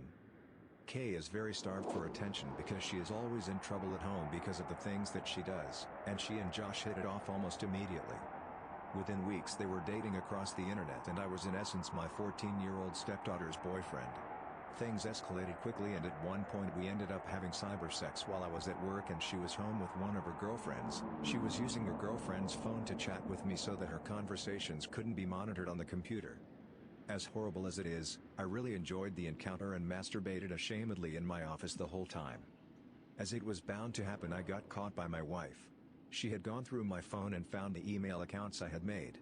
She was beyond pissed, and I can't blame her, and I deserved every ounce of what she gave me and more. I was also caught by Kay when she had one of her friends over and they were emailing me from the friend's phone and, unknown to me at the time, watching me as I responded on my phone. She now hates me, rightfully so, although she doesn't have solid proof it was me. I don't understand why my wife didn't leave me immediately. She certainly should have in order to protect her daughter. My relationship with Kay has been utterly destroyed and I have no hope of ever repairing it, and I don't deserve to have it repaired either. I am extremely attracted to her and find myself watching her and fantasizing about her in ways that no grown man should. It's just her though. I don't think of any other underaged people like this and I don't know what to do. I should leave. But I can't. I'm weak. I'm sick. I'm sorry. And there's nothing I can do about it. My parents and I caused her death. I hate them and myself for it. I honestly don't know, but I feel like I want to share this today. I've been staring at a bottle of cheap whiskey for far too long now. Anyway, this all happened almost 6 years ago and obviously the account is a throwaway. I use Reddit normally and I love browsing this sub, so I'm confident there can be some understanding here, or so I hope. So let's rewind the clock back 6 years to a time when my sister and I were 16. Wish I could, huh? Anyway, my sister Jane was the sweetest person I've ever met. Well, I didn't think that highly of her at the time. Besides being sweet and nice to almost everyone, she was a perfect tomboy, you know, short hair, boy clothes, interested more in cars than dolls, if you get my gist. This has all happened over a longer period of time. She started with a more boyish look when she was 13. My parents thought it was a phase and told her to dress normally. After many fights they gave up and allowed her to dress that way. Those were some terrible few weeks, many slaps, beatings and a lot of yelling from my dad and constant crying from my mom. Now I know the reason was they didn't want their daughter to be seen as one of those freaks. My parents are not religious, at least not more than your average family. They never forced their beliefs onto us. I got into the atheism craze when I was in my early teens and they didn't care, just told me not to tell people around. A lot of our family is religious. My dad was a police officer, pretty high ranking as well. He loved his job and was quite liberal in my opinions, extremely inclusive of other races and whatnot. He was also really lax with the rules. He often showed us his gun, and on my granddad's estate and farm he told us to shoot with a similar gun while making sure we understand proper gun handling, care for the weapon, how to reload, not to put a finger on the trigger, and to never ever aim at anyone. The issues of gay and trans people came up very rarely, but I remember someone on TV speaking about it, or maybe it was a movie, I can't recall, but both of my parents were disgusted just by the thought. This was when I was 11 or 12. I asked about it, like the curious little I was, and my parents explained to both myself and my sister about what a gay is and transgender person is and so on. They outright said that those people are sick and should be in a hospital, same like pedophiles. We already had the talk about not going to people's cars, etc., or murder. My My sister didn't really react, but I did jump on that. With my friends we made these dumb stories and included a lot of gay and trans characters getting killed or being locked somewhere in prison. My parents praised me for being creative after hearing a pretty long story for a 12-year-old. Anyway, a year later my sister started with the tomboy stuff and I didn't think of it much, but fast forward 2 years, we're both newly 15 and it clicks in my brain why my parents were so opposed to it and what my sister really was. She was transgender. I felt mad at myself for even thinking my own sister could be something so vile. I asked her several times and every single time she told me to screw off or just refuted it. Few months passed and our relationship turned sour. We barely talked. I couldn't look at her and whenever I started talking, Jane would make every effort to leave the room as soon as possible. Then came a night, I was staying up late playing World of Warcraft after my friends logged off. I went to grab a drink from the kitchen. To go down the stairs I always passed her room. I heard a sound. It was so strange, like a cry of a weird creature. Scared I opened the door. I saw her, crying on the floor. The sound was her trying to be quiet. For that short moment everything was gone. I ran to her asking what's happened, helping her up, sitting her down on her bed and giving her a hug. It was the first moment we shared after such a long time. She told me the truth. She was afraid, hurt and trans. I don't think I've ever been more conflicted than in that moment. I hated that she was trans. I hated all trans people for infecting her with the virus, with the illness. But she was my sister, someone I shared so much, who was there for me when I was crying. I couldn't let go and so I just held her and stayed there through the night. None of her words reached me. She fell asleep that morning and because it was Saturday I put a blanket over her and let her sleep. She slept until 2 p.m. when my mom woke her up with a yell. She looked at me, with red eyes, mouthing thank you. I remember that clear as day. After lunch I told her I want to talk and that we did. I suggested we tell our parents that she is trans, and they can get treatment for her and she can be cured. That was the moment it all began to go downhill. My mom overheard. "Are you trans?" She screamed and called for Dad. Jane kept silent so they turned to me asking if she admitted to it. I nodded. My father beat her behind with a belt, leaving a few cuts. They kept screaming, Jane kept crying and I just stood there. Our 16th birthday came. Over the few months I did warm up to trans people and read a lot online, asked people and used a few forums and message boards to talk to trans people. My parents didn't want to hear a word of it though. Jane and I were born on the 14th of February. I liked the date for 2 reasons. It was like the whole world was celebrating my birthday. I got a cake and a ton of gifts and just like every year I bought something small for Jane. This year I was conflicted but I decided to buy one anyway. It was this adorable huge teddy bears.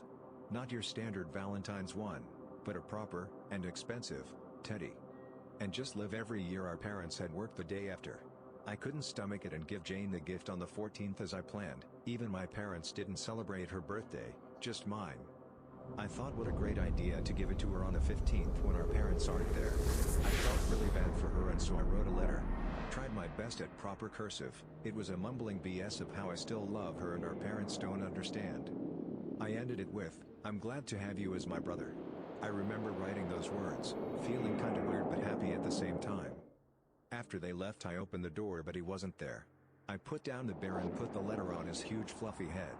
I left the room and went to play World of Warcraft again, waiting for him to find it. I did hear the door to his room open and close. I think it was almost an hour before a sound went through my headphones. A sound so loud my ears were ringing. It took me a couple of seconds to put one and one together to realize it was a gunshot. There it was, that thought of what happened. I didn't want it to be true.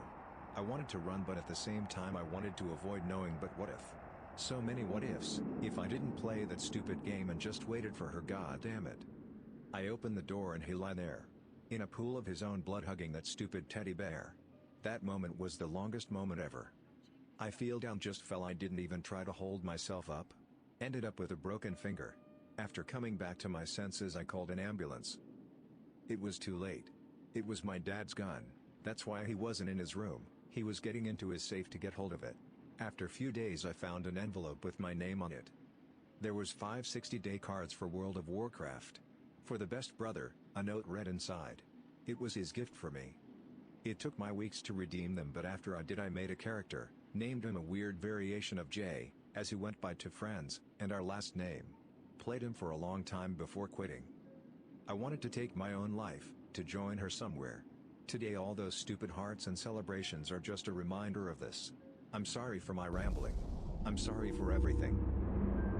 Thanks for listening to Radio TTS. Hit the subscribe button and activate the notification bell for more videos. Click the right box for the Confessions playlist.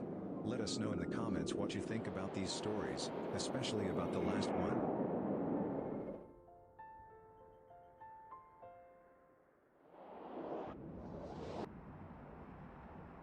Don't let your daughters have no idea what goes on in the mind of that one helpful neighbor.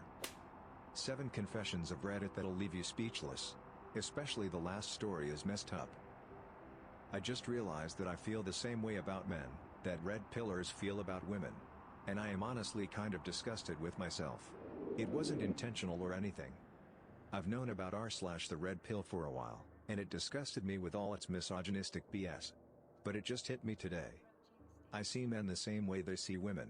While I don't think men are inferior, I generally distrust them, avoid commitment at all costs, and I have a generally cynical view of standard relationships.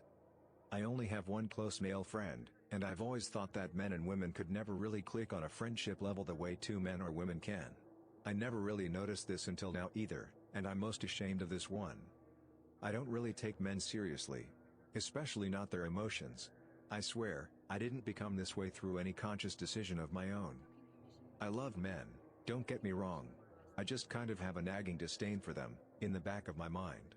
That's the closest I can get to an accurate description of what I feel. I want to change. I consider myself a very egalitarian type of feminist. But these subconscious feelings fly directly in the face of everything I consciously believe. I cannot share with my friends that I am a traditionalist. I am afraid I will be seen by them as backwards, or even worse, they will think that my husband is emotionally abusing me or something. Since I was a kid, I was raised to be a perfect homemaker. All of the women in my family are homemakers who typically married their first love and stay with them till the day they died. My great-grandma, grandma and mother. All of them are very happy and fulfilled people. They are being loved and adored by their husband and kids, and grandkids. I do not think I am wrong to want to have a life like that. My female and male friends, however, are mostly staunchly child-free, anti-marriage folks, career-oriented people. They either see some as gold-digger parasites or anti-feminists somehow. They think it is silly for me to put my husband and kids' need over mine, even though doing that makes me happy. I take care of myself and they often criticize me for not pushing my husband to do the same. Well, I want to look good for my husband, but I do not care how he looks. His loyalty and devotion as a husband and father is more than enough for me to make him always looks like the hot stud that he is. Other insultingly telling me that I will divorce my husband at some point and taking everything from him. Now why would I do that? I want to grow old with him, just like all of the older women in my family. So here is my confession. I wake up hours before my husband and kids waking up, preparing breakfast and lunch for them. I keep the house spotless, scheduling family events, taking care of my elderly parents-in-law. I wash, iron, scrub floor. I polish my husband's shoes, giving him back and foot rub, cutting his hair, and yes, I put toothpaste on his toothbrush. I keep the house spotless. I sew, knit and stitch. I put on makeup and make myself pretty when my husband is coming home from work. He has a hard enough time at work and I want him to feel that he is coming home to a castle. I am happy with this life I have and I am so sad that I cannot share it with you, friends. I am happy my soon-to-be ex-GF still birthed our baby. After 2 years trying to get my life together, and having it constantly rearranged and then run over while sharing a space with my girlfriend, I was ready to move on. Then she dropped the bomb. Preggers, she was. Never mind that this was manipulated. Never mind she had 3 miscarriages before. Never mind, never mind. I stuck with it, trying to be supportive, continuing in a job I hated for the purpose of supporting us and trying to save. Safe? No way. First her car was unsafe. She took our shared savings and bought her new toy. Then she needed a special birthing enlightenment Zen center with herbal naturalistopathic energy wave assisted water birthing wave machine technology at Renta Savior's Mother Incarnation Spiritual Soul Production Center. In both cases, I rejected the spending with good reason. In both, she proceeded to spend the money on what she wanted. This ridiculous stuff went on for months. A few scant weeks before her birth date, she announced we needed to save cash, as she was out of cash. She had spent it on a million baby things beyond what the child would actually need. We had spent enough to buy a new apartment by then. With a second room. I gritted my teeth and hung in there, until the birth, when I would likely flee. This was 1B too far. Cashless before a baby is born, while she took the spend it up spar out on every single detail for herself. Not for the baby, not for her start, for her. The day before, she had an ultrasound check. It was dead. In her belly, the scream machine, the little effer that would have hung around my neck like a pooping noose, was gone. As her team of middle-aged baby alarm victims gathered to advise her, the maudlin stupidity finally snapped me. They wanted to take pictures, prints, have her hold the corpse and make it a baby, not acknowledge that it was dead. They wanted me to hold the baby as well. I left. I told them it was too much, not for me and not how I felt about babies who are not born, and that I was not interested in making this crap so much more complex than it already was. I was relieved. I will soon leave her after I see her through the last bit of her dramatic morning crap and we have a nice talk about my unhappiness and her unwillingness to share choices or listen equally. I am glad that baby will not have to be raised by a woman who made its father hate the prospect of fatherhood so completely. Judge all you like, I am soon free, more happy than bereaved, and I am not hiding it well at all. I don't care to. I am looking forward to my grandfather passing away. From the time I was 8 to 11 I was tainted by an older youth family member. I told my parents and they didn't believe me. Over the past years, I'm 40 now, it's come up a handful of times. They don't want to hear about it, discuss it, or own their mistake. I hate them. I'd rather staple my foreskin to a moving train than be in the same room with them. My grandparents were my saviors. I spent a ton of time with them after being tainted. It was my safe place. My grandmother passed a couple months ago after being married to my grandfather for 63 years. He's given up and is just running out the clock. He's 87. Since he's been sick, my parents and I care for him. Once he is gone, I will not have to see my parents ever again. He will be with my grandmother. I feel guilty, but I'm looking forward to it. Something I'll always regret. It was a cold morning. I was awoken by a sudden urge to throw up. I ran to the bathroom, confused. I was on the pill. I thought there's just no way. I was otherwise well, no sickness, just morning sickness. I was 17, doing well in school with intentions of going to college and in a long-term relationship. I was certainly pregnant. It was a shock, but the evidence was irrefutable. I couldn't believe it. A myriad of feelings flooded over me: anxiety, dread, disappointment, frustration, then a heavy numbness. I felt so isolated. I thought my family would not have supported me and my boyfriend at the time would not have been happy. So, I kept it to myself. Abortion was illegal countrywide, so I had no doctor or professional to turn to either. I decided to take matters into my own hands. I did all I could to not be pregnant anymore. All I wanted was to go back like it never happened, like it wasn't happening, and eventually it worked. While I was at school, alone in the bathroom, and I saw it. I was still in the first trimester. I thought I would get in serious trouble, so I never spoke to a professional about it. I didn't feel relieved afterwards. I thought it would be the solution. It wasn't. I only felt worse. I felt so guilty, utterly shut out and unempowered. It was like being in a concrete encased lead bunker a mile under. I fell into major depression afterwards. I tried to end it all but was unsuccessful. I thought it would be a better choice for me and my future. It wasn't. Looking back now, I wish I had kept it. I went to college, but I wasn't as smart as I thought I was. I dropped out, filled the void with copious amounts of drugs. I settled down and stopped doing that after a while. 7 years to the day and it still gets to me. I was in a loving relationship. I found out after that my ex would have been okay, delighted even. My family would have come around.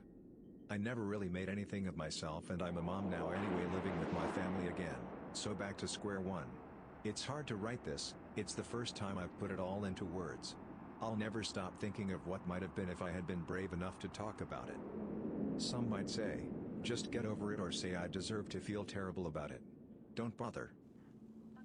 My stepdad was a pedophile. So he isn't my stepdad anymore. Let me get that very clear. My mom divorced him almost as soon as she found out. So my mom was married to him for around 7 years, I think, and he didn't seem like the worst person. He didn't really care about me or my brother, but he wasn't an a-hole to us either. So at the end of the 7 years, we are having dinner one night, when there is a knock on the door. So he goes to answer it, and that is the last time I see him. Then in no time at all, there are maybe 15 15 police officers turning our house upside down for hours, taking anything and everything of his that was electronic. Because what we didn't know was that he was a pedophile and, through the whole time we knew him, was distributing and receiving indecent images of child mistreatment across the internet. He was caught because someone else had given up a chat room he was in and they traced his IP address. So yeah, we lived with a pedophile for 7 years without knowing it. So this is probably the worst thing you will read that isn't complete BS. I fantasize about doing horrible things to faceless people every single day. It started as young as I could remember. Initially it would have me playing the hero, but someone always died and it was always violent. As I got older and started becoming interested in, and eventually having doing it, the fantasies got progressively worse. I killed a few animals for the sake of killing them as a teen, but it wasn't like I was a cat serial killer. It was rodents mostly. Usually setting them on fire. I also used to set my local woods on fire. I don't feel angry towards anyone in particular, but I definitely want to kill someone. I have also fantasized about essentially keeping a human slave, but it would be impossible where I live. Every night before bed my head hits the pillow and the fantasy plays out. They are often reused fantasies, but over time they change. The current one is that some girl walks into my house by mistake, at night. No one saw her come in and I proceed to do awful things to her. It isn't out of desperation for sex. My love life is pretty regular, although almost entirely one-night stands. I just genuinely do not care even the slightest bit about 99% of the population. If I could kill someone for monetary gain, excluding a handful of people, I wouldn't hesitate for a second if the logistics were worked out. But then I also have a completely contradictory reaction to events. For example, I witnessed a pretty bad car crash and I instinctively pulled over, called 911, tried keeping the one guy conscious by talking to him until the ambulance came.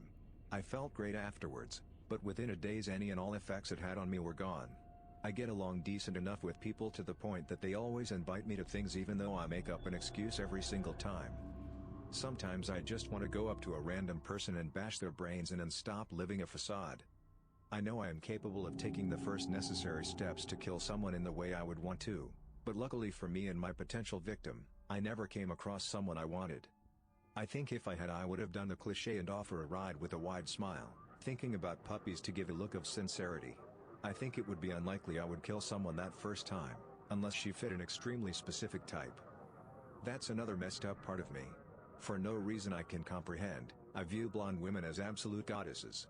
Pure, no matter what they do. Thoroughly beautiful. I also oddly prefer them to be like model skinny with a little bit of a butt. This is odd because I have always instinctively been attracted to brunettes with big butts, hips and waists. Also, in my fantasy, the person I would keep is always blonde.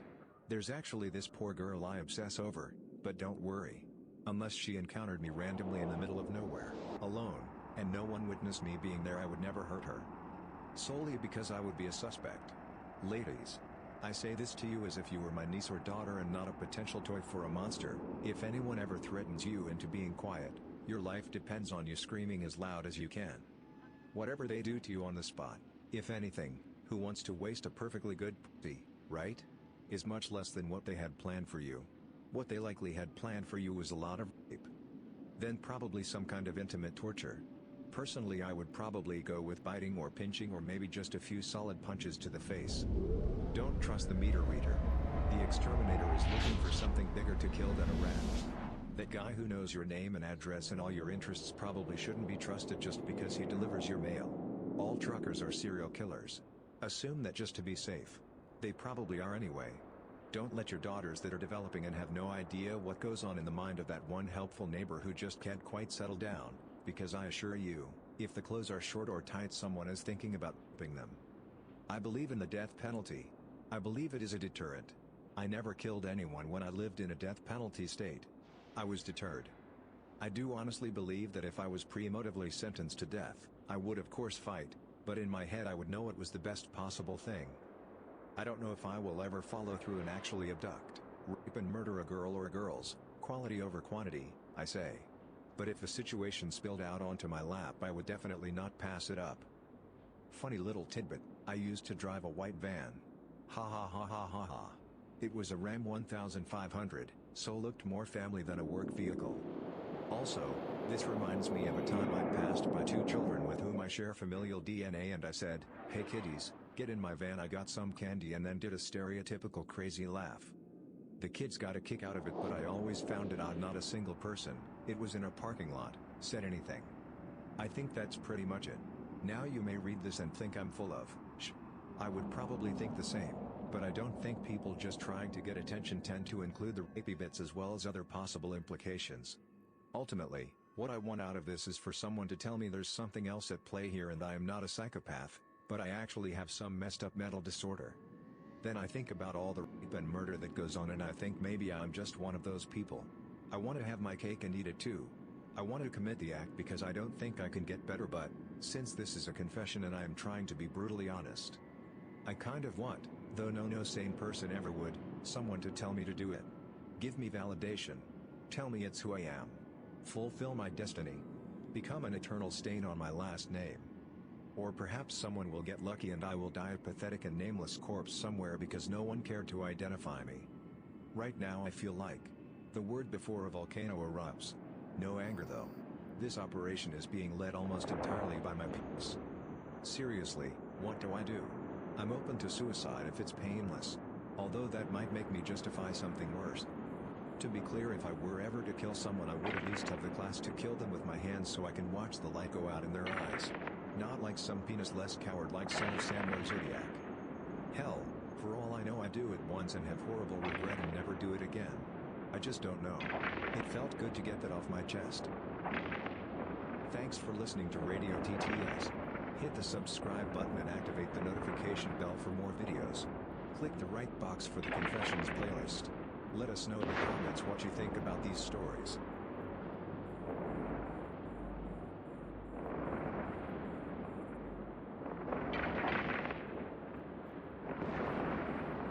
I view females not as potential partners but as experimental guinea pigs.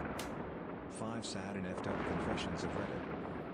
I'm a creep, one of the worst boyfriends a girl can have. Background, I used to be the second shortest guy, 5'1", 105 pounds, in my class, that skinny, introverted Asian nerd that aced all his AP classes with a perfect PSAT. I confessed to a high school crush I was tutoring and she politely rejected me. This motivated me to improve my own physical attraction and skills with the women. I started hitting the gym and devouring every book and journal reviews on human psychology and male physical attraction. I paid meticulous attention to my personal grooming, clothes, hygiene, body language, communication, emotional control and mindfulness, posture, etc. Not to brag, but teen gains, tons of food and plenty of sweat, blood and tears got me to a current 187 pounds 11% BF, DEXA attested. It's not overly impressive in the competitive male world, but I noticed as my body grew more into the tall athletic shape it is now, and the confidence boost that came with it, got me much more female attention and interest. Pupils dilated in my direction and women started being more talkative with me or avoiding me in an effort to hide their interest. I started to be more extroverted, gregarious and confident. Another thing, I can feel others' emotions easily and accurately tell someone's emotions from eyes, if I'm consciously trying to do it. Tested accuracy in a psych lab with multiple choice testing with separate pictures of eyes and faces on a screen. With this newfound pool of interested females, I started a 3 to 6 month cycle of dating and breakups with women for 6 years. I won't get into the gritty details for simplicity's sake. I'm perhaps one of the worst boyfriends a girl can have. I'm selfish and only go on either free dates or let the woman pay. I threaten to break up with them on the spot if they ask me to pay, especially if they have already invested themselves emotionally in me. Dating me is an emotional roller coaster ride. I've got 2 of the dark triad traits, narcissism and Machiavellianism. I don't blink when I break up with women. I've handled sticky situations such as emotional breakdowns to suicidal proclamations with tact purely to protect my own reputation, not because I care about them. I've done experiments on women, bugged or keylogged their computers and phones, put hidden GPS tracking devices on their cars to monitor truthfulness and what their behavior patterns are when they lie. I also record all their facial expressions and conversations in my apartment with hidden cameras and microphones. In case you were wondering, yes, I recorded that, too. In HD 1080p 360 degrees. You guys may think, well, what's wrong? Seems like paradise to me. Lots of variety. Well, trust me buddy, it's not. I've come to see this as a potential problem as I inadvertently and habitually avoid meaningful relationships. I've no problem with promiscuity. I am for monogamous marriage and long-term meaningful relationships, but my old habits keep kicking in and I find it hard to openly express true feelings to find someone who can understand or accept me and my past. I subconsciously view women not as potential lovers but as experimental guinea pigs, additions to my collection of the female psyche. I wish to love and feel loved. Unfortunately, I can't afford therapy, so I thought I'd see what Reddit suggests. Frankly, I've never told lies, however I am dishonest in the sense I deceive women by telling them nothing. Same in the sense that I keep all my promises but reluctant to make any. Yes, I'm aware that I'm violating personal privacy by bugging everything. I'm a creep. I'm mindful of my situation and desire to improve it. I know it's morally wrong on multiple levels. Please don't just tell me again I'm wrong or insane. It doesn't help the situation at hand at all. However, I'm open-minded, consider all suggestions, and I deeply appreciate and value honest criticism. I shoplifted over $6,000 worth of clothing in one stint. This was almost 10 years ago. I was a sales associate as a teen at a well-known chain retail skate store. It was a cool job, but my store manager was bad. Just rude and aggressive all the time, bullied the staff every day. I rocked it as a salesperson. I doubled my goals almost daily. Always at least met them. One day, the store manager got our numbers for the quarter. We were a little behind where we should have been, but there were also 2 new associates who weren't carrying their weight. Store manager blamed me for the numbers, and accused me of giving discounts to people and allowing others to shoplift. I had never done either of those things. I was livid. So, one night with a group of 4 friends or so, one of which used to work at the store with me, we came up with a plan to raid the place to give the store manager something to actually complain about. So, I went into my shift on a Sunday morning, knowing the assistant manager would be hungover. I convinced him to take a nap out back and that I wouldn't tell if he let me claim the sales for the day. He didn't care about anything, so it was an easy yes. Cue my friends coming in, acting as customers with their beach bags as I'm working with regular customers on the floor alone. A customer, friend, would bring their purchase to the counter to ring out and have the security tags removed and then immediately go into the changing room and bag it. Bring it to their cars, wait 20 minutes, do it all over again. We all had lists of items we wanted, and I had mine piled on the counter ready to be taken. In 1 hour, we completed the list and my friends left. The assistant manager came back from his nap oblivious. I wrapped up my shift and went home. We divided up the clothing and celebrated. Never got caught. I put my notice in the next day, and that was that. Old friend from work told me when the next quarterly report came out, after I quit, the numbers were so bad from shrink, inventory of clothing missing with no money to show for it, the store manager got demoted. Was it wrong? Yes. Would I do it again? No. Do I regret it? Not even a little bit. I'm pregnant. With a married man's baby. I just found out last night. 2 lines on the stick. I knew beforehand. I'd been nauseated and my breasts were sore. I've been here before. I have an 8-year-old.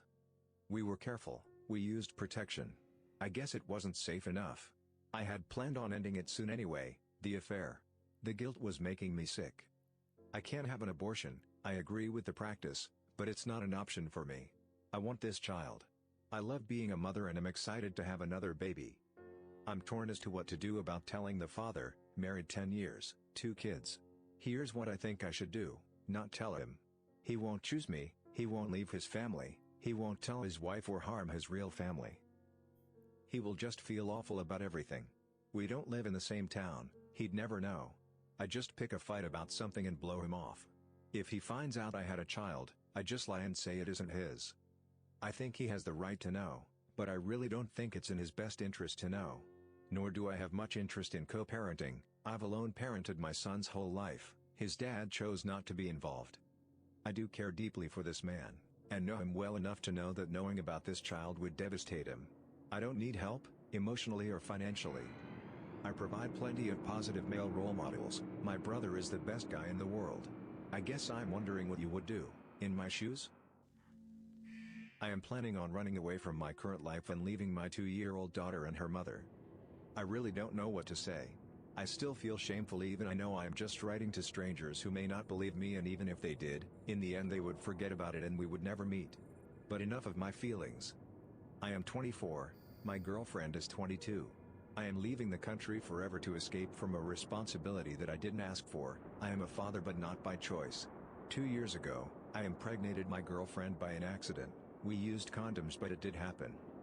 We did have a talk about possibility of pregnancy before the accident many times, and her stance was for abortion as better alternative than being a parent.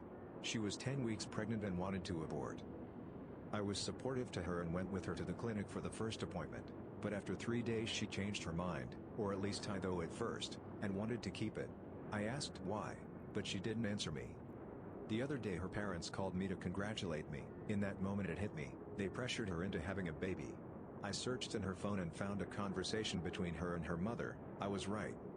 The only thing that matters for them most is having a grandchild before they die. She loves them to a level that she would do anything to not anger them. I don't have that kind of love for them. I don't want a child, at least at this stage of my life, and I want to travel, have fun, work and continue my studies to the highest level. My girlfriend was able to convince me to stay with her. She said that I will change my mind. I stayed because I love her and I didn't want her to go through her pregnancy alone. My mind didn't change. I tried every day by reading books, articles and listening to parents about how great it is to be a parent, but I was unable to love the father role. My girlfriend gave the birth to our beautiful daughter 2 years ago. I love my daughter and love playing with her, taking care of her, and I excel at being a parent to her according to everyone I know, but I don't have the desire to be one. I never felt any desire to stay with her instead of working, studying and traveling. Every time I find myself wishing to be somewhere else or even be someone else. I wish my girlfriend had miscarriage or an abortion or anything other than having a kid. I am a bad parent and a bad person at the inside. Out of all of this, the most frustrating side of the situation is my girlfriend's parents' behavior. They portray the stereotypical crazy, controlling rich. As I said earlier, I love to work and study. Sometimes I would stay late for hours working, but currently I am unable to do so. Guess why? 2 months after my daughter's birth, I was planning to work until midnight, but my boss asked me to go home. Is that so? It's fine. Well, not. The other day he called me to ask me not to be at work at this weekend, and starting from that day I cannot work for more than 8 hours per day because it's against the best interest of the company. Do you believe it? To me it was so obvious who is responsible for the change. I went straight to my girlfriend's father's office to speak to him. He didn't deny anything. In fact, he was happy about himself, because I could spend more time with my daughter, but it wasn't enough for him. He's planning on pushing for a promotion for me after 6 months, so I could be paid more and work less. I work in consulting, love my field and want real work, not staying at an office. The problem is that I can't escape their span of control since they are stockholders at many potential firms and that they have connections at others. My girlfriend knows about her father's doing, and she thinks we should be grateful. No, absolutely no. I want to work like a normal person. Everyone at my firm is afraid to upset me and acts careful around me, to a level that they start avoiding me. I just can't keep living like that. My only solution to escape this nightmare is to fly out the country to someplace where they don't exist, someplace where I can be normal. The most rewarding moment of my life was seeing someone's reputation being destroyed. But I don't feel bad. She did it to herself and it was well deserved. I'll call her Brittany for privacy's sake. She bullied me viciously in high school. We were constantly competing, so there was always animosity between us. We both were tied for number 1 in our class at the beginning of senior year. She and I were the 2 captains of the cheer squad. We were 2 of the most popular kids in the town. And we were both very respected by the adults in the community. So we were always trying to outdo each other. Brittany finally got an opportunity to leave me in the dust, so she completely destroyed my life. I was out with some friends of mine, riding back roads and drinking. Small town equals nothing to do. I wasn't even aware that her boyfriend was tagging along with the other 6 people we stuffed into the truck.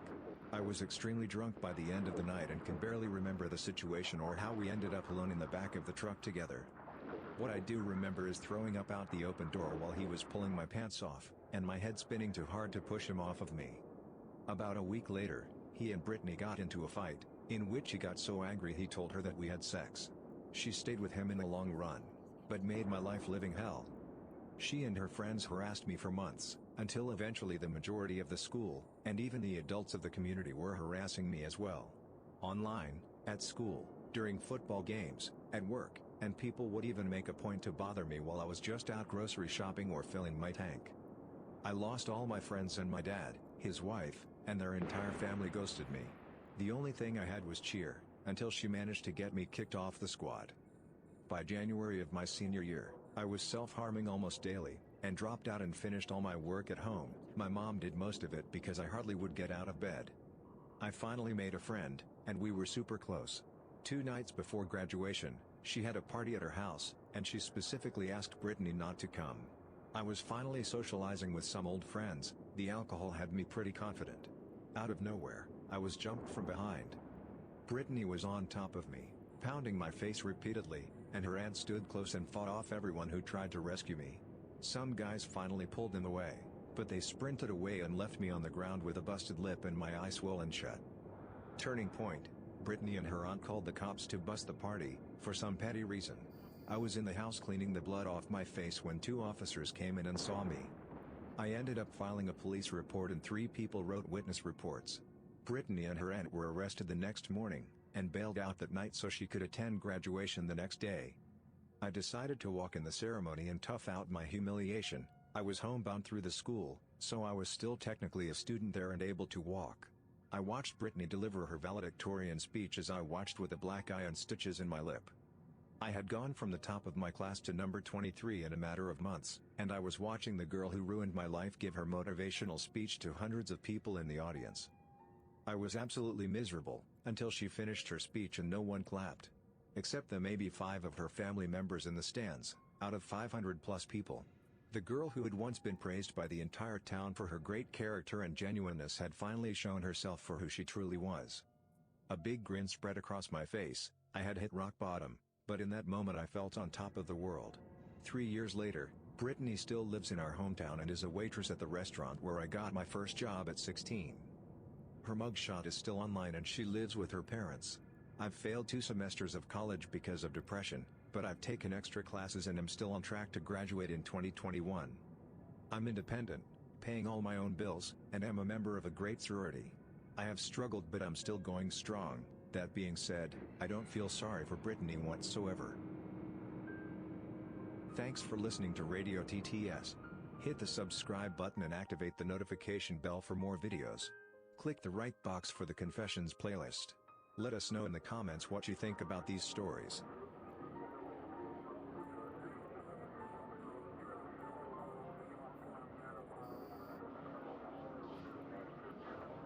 She will be miserable and knowing that makes me very happy. 14 brutally honest confessions of Reddit. I think I may have Munchausen syndrome. Maybe not quite full-blown Munchausen syndrome, wherein signing up for elective surgeries, and bouncing around to multiple doctors to get totally unnecessary procedures. I also have some legitimate chronic medical problems. But, I've definitely pushed for more testing than I need. Gotten testing for symptoms that are mild, but I've played up more than I should have. I have some symptoms I've caused, and I'm reluctant or unwilling to eliminate, because they're now part of what makes me special. I take too much medication, and I know it, but I do it anyway, and not fun medication. Prescriptions with unpleasant side effects, that I could probably eliminate. I'm severely depressed, and have anxiety, and the truth is, I like being sick, because then I have an excuse for my behavior matching my emotional state. It's not even that I want the attention. It's more like I just want to not feel the internal pressure from myself like people are judging me, and if I'm ill then I can justify that people will give me a pass. I don't like being sick, but I desperately want to be sick. I feel like the worst person on earth. And you'll agree. I hate cheaters but I basically created one. I'm a 20-year-old female. Just got a very nice job for folk my age. I had met my coworker who is a 29-year-old male and is married. We work in a situation where we have to communicate all day. Over the near 7 months that I have been at this job now, we have grown very close and have bonded over hundreds of things and have found that we are very alike, in a hard-to-find way. He had introduced me to his wife, with the thought that we are somewhat alike and that we would get along. With due time, we did and I had hung out with her several times, prior to other things. Aside from that, at one point, he had taken me in for a very tight and wholesome embrace. It felt right. I felt safe and content. It was the first touch I've ever experienced from him and it completely took me off guard. I didn't want to let go. Fast forward some time, sometimes this job requires travel away from home. The first time we had to travel, we stayed in the same hotel and didn't really talk. We watched the same movie from a separate room and sat on a phone call and laughed about things and discussed life like we usually do. The second time, however, we went to dinner and came back to the same room. We chatted and I was reintroduced to that comforting embrace that I had oddly craved and missed. One move led to another and we had decided to set boundaries. No below waistline, blah blah blah. You know how that works.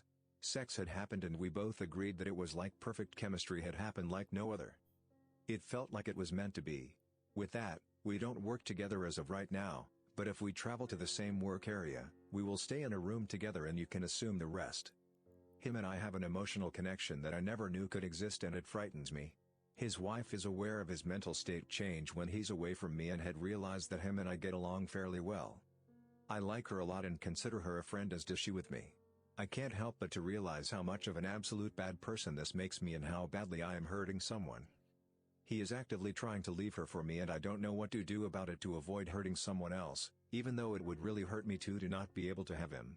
It is out of his nature to cheat, or lie, or do anything of the sort. He isn't like anyone I've ever met. And yes, it had only been such a short amount of time, but spending your whole day with that person and just fully getting to experience and know them makes it feel like so much longer. He explains it to me as there has been a part of him that he feels he has had to hide from her. They both grew up raised in very strict Christian homes. No swearing, drinking, sex before marriage, etc., since she doesn't fully accept that aspect of him like I do. I honestly don't know how this will end, when it will end or blow up, or where we'll be. I don't want kids. My little sister was born 12 years after me. I'm 21 and she's 9. Whenever I tell people I don't want kids I get the typical, "Oh, you'll change your mind" response, which does boil my blood. I raised my little sister until she was 5. I hated every second of it. She tries to call me, I don't answer because I know she'll beg me to come over and the thought of wasting one of my very limited days off for her doesn't seem worth it. I feel like I wouldn't love my child and I would definitely not want to look after one. I'm too selfish to ever have a kid, but why do people think not having a kid makes me even more selfish? I hate my marriage but I won't get out of it for fear of having to raise my kids alone. I never should have gotten married. If I'm really honest, I never should have stayed in this relationship for longer than a few months. I should have just had some fun and then gotten the hell out. But now I'm stuck with no way out. I had 2 children way too young. I could post an entire other confession related to that, but I digress. I can't leave my husband because I know I'll never be able to raise my kids on my own. I also can't bring myself to put them through something like that. Mostly because I think it would inevitably result in them hardly ever seeing him, which just wouldn't be fair and is something that they don't deserve. We basically have a dead bedroom for a handful of reasons. What's sad is that I'm okay with that. In fact, I kind of prefer it. The thought of sex with my husband isn't exactly repulsive or anything, but I can assure the desire is not there. He's given me plenty of reason to believe his feelings are mutual. So, I fantasize about cheating. Not because I'm being malicious, but because I crave the excitement. I crave not feeling so tied down, so stuck. I crave the newness and having the option to just not see the person ever again. I don't want to work it out anymore. I did at one point, but I've realized that we just aren't compatible. I view him as irresponsible and immature and it's so off-putting. I am happy knowing she won't be happy. I've known this girl, let's call her Jane, for almost 5 years. We were both young and fell in love, stayed together for a year or so, but then things changed. Now, Jane is the kind of person that thinks herself to be some Machiavellian mastermind of deceit, but is probably the worst liar I have ever met. While we were together, she would make her friends try to seduce me or make fake Facebook profiles and ask me to meet up with her, or trying to get me to cheat. And she lied, not big lies but small ones, everyday things that knowing her I could read through almost every time, the kind of silly small pointless lies that you'd expect from a child. Every time I'd call her out she'd admit it and start crying and asking me to forgive her, then she'd do it over and over again. But our feelings were real, I loved her and she was almost obsessed with me. After we split she would get back in touch with me, start talking about how she missed me and how she'd come to visit me, I moved to another town, and that she just wanted to make me happy, then after a day or two disappear and not talk to me for months in a row. Every time I kept answering because deep down I still have feelings for her and I couldn't bring myself to tell her to F off and leave me alone. The last time, after swearing to come and visit, she told me that she got cancer and that her family couldn't afford treatment and she didn't know what to do. I asked her sister and her mother and they told me it was another of her lies. Haven't talked to her since, but I now see that she got engaged to some country hick, and at first it hit me a bit harder than I thought it would. She was my first serious relationship and I will always have some feelings for her. But I know her. I know how she thinks and I know that engagement or marriage will not end up well. She first met that guy 2 months ago after I stopped talking to her and now they're getting married. It's gonna be an absolute disaster and I'm almost sorry for the poor dude. But when I realized how much of a train wreck is gonna be and that in the end she'll end up alone and sad left only with her lies again, and I admit to being a bit ashamed of myself, it made me incredibly happy. The kind of instantaneous happiness you get when you get a gift or a nice surprise. She will be miserable and knowing that makes me very happy. I have just about every fetish in the book. I'll let a girl sit on my face. I'll eat her poop, sniff her farts, whatever. I think all my female cousins are hot. I've jerked off to a lot of my family. I think sexual assault porn is hot. I look for real sexual assault videos all the time, to no luck, because nobody records their crimes. I like fat chicks. I've jerked off to beheading videos on LiveLeak. I've jerked off to this one video where a cartel is burning his cheating girlfriend with a cigarette. Only thing I don't really get is feet. I mean, don't get me wrong, I think it's hot to lick a lady's feet. But it's not like I get a boner when I see one. It's just an addition to sex. I accidentally caused a burglar to fall to his death. This happened long ago. When I was a young teen, we lived in a duplex that occupied the 3rd and 4th floors of a 4-story building. There was a fire escape on the 3rd floor but not the 4th, where my bedroom was. A week or two before this my father was talking about being told of recent break-ins and people looking in windows in the area. One night I was asleep in bed and heard some metal clanging but didn't think much of it as there were often people passing through the alley below all night. Suddenly I saw a man's head appear in my window and of course it startled the hell out of me. I froze up hoping he didn't see me as it was super dark. The window was open at the bottom just a few inches to allow for some breeze.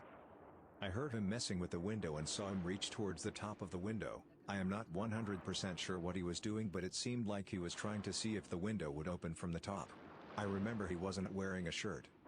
The window was near my bed and I took a broom that was next to my bed and quickly poked the handle through the open crack into his chest to try and push him off of the window ledge. To this day I don't know what the hell I was thinking because I wasn't intending on killing him. I think I was hoping it would startle him and he would fall down onto the fire escape and run away, or something? I didn't fully think it through. The police think he had a friend below who had passed him the ladder and he was standing on the top of the ladder, which was balanced on the fire escape below. He was startled by my poke and fell backwards off the ladder and down 4 stories onto the alley and cracked his head open on the pavement and died. I remember hearing the ladder crash on the ground below. I was too terrified to look or do anything and I hid under my covers and pretended to be sleeping. It was determined that he was trying to break in and fell to his death. They never found out that I had poked him causing him to fall. A few close friends know this story but no one else. There was a blood stain on the street for a while after that. I hate my missus to a degree. I don't know how I could possibly live with her forever. I guess my confession is that I'm only with my missus for our daughter. We have been together almost 3 years. After 4 months we were forced into moving in together. And then a short time later she was pregnant. She is massively anti-abortion. Raised a Catholic, despite not being one. And so I realized I was having a child. And I was terrified. My dad was an a-hole. My childhood not great, but I guess not awful thanks to the people in my neighborhood. I got to escape my dad by going round a friend's house every day that I could. Anyway, I'm going off topic. So yeah. I have a daughter now. And she is amazing. Truly the light of my life. I was so wrapped up in my own stuff before she was born. She is everything to me. Literally the only thing that brings me joy. But I have to share that joy with this utter narcissist. We both work at the same establishment. A bar. I work full-time front of house. She works back of house 2 nights a week. Since she left maternity leave I get up all night with our daughter, and up every morning. I do all the house chores. She literally does nothing. Yet I am constantly getting it in the ear for everything that's wrong in our life. I have no time to do anything. And I hate it. I am heavily dyspraxic.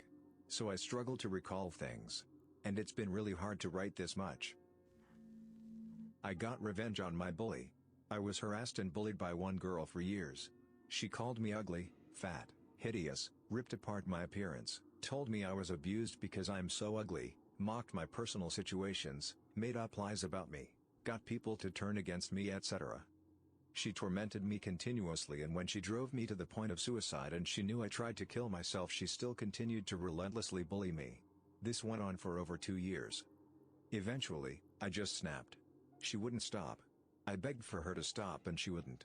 She is really ugly, so I posted her pictures on different internet forums and websites asking if she was pretty. Over 50 people altogether on different websites talked about how ugly she is. I sent screenshots of all of this to her. I created several accounts to harass her on social media and her email. I contacted her family and friends on Facebook to let them know how much she had bullied me and other people. And do you know what? It felt good. And she finally left me alone. I don't feel bad. I don't feel bad at all. Normally I have a terrible guilty conscience, but this is the only time I did not. Take it as you will. Revenge isn't good, I know, but it's the first time I got revenge on someone and I enjoyed it. When I was a budding teenager, when I just hit puberty, around 13 or 14, and learned about sex, I heard that somewhere in Europe people poop on each other's chest after sex. For some reason that act aroused me. The only place I could get privacy to masturbate was at my grandparents' houses after school. Went to a Christian school and grandparents picked me up to go to their house until my parents got off work to take us home. So I would hold 2 to 3 fingers under my butt while I pooped and take a big clump and start masturbating with it. I did this 2 to 3 times before I just realized that stuff wasn't for me. Always wanted to tell someone about those experiences but never had the courage to tell someone in real life because that was some raunchy stuff. Hope someone could get a laugh out of it. I pretended my dad had a heart attack to get out of a work contract early and still get my bonus for completing it. So about 3.5 years ago I was fresh out of college. I unexpectedly graduated college early because I realized how much debt I was already in. Realized I'd been working my butt off way harder than I needed to, and if I just pushed a little harder for my junior year, I'd have all the credits I needed for my degree. Without that extra year of planning, I realized I had no idea what to do. During my last semester I applied for a seasonal job that provided housing across the country, and got it. 2 weeks after graduation, I left. My boyfriend had applied to the same company and didn't get hired, so I left him behind and we became long distance. The job was a blast. I was literally living inside of a national park. I made great friends. But not having my partner of the last 3 years by my side was tough, and one of my roommates was actually insane. She went off her meds and myself and my other roommate kept overhearing her talking to someone in the bathroom about how much she hated us and how she was afraid she would do something. I kept dreaming I woke up to my other roommate stabbed in her bed. The crazy roommate was also a filthy hoarder, so we were living in actual filth. It was nauseating to be in the same room as her, and I was terrified to even try to touch her stuff to clean it up. For weeks, I had my things packed in case I had to run out. I spent 2 whole paychecks on a car off Craigslist because I didn't have one and I felt vulnerable without an escape plan. No cell service, only one mountain phone in the office. One day we get home from work and I ask my manager to speak to her in her office. My plan was to explain the situation and ask if there was any room for me and my good roommate in another apartment. But what really happened was I started sobbing. Like, ugly, can barely breathe sobbing. It just slipped out.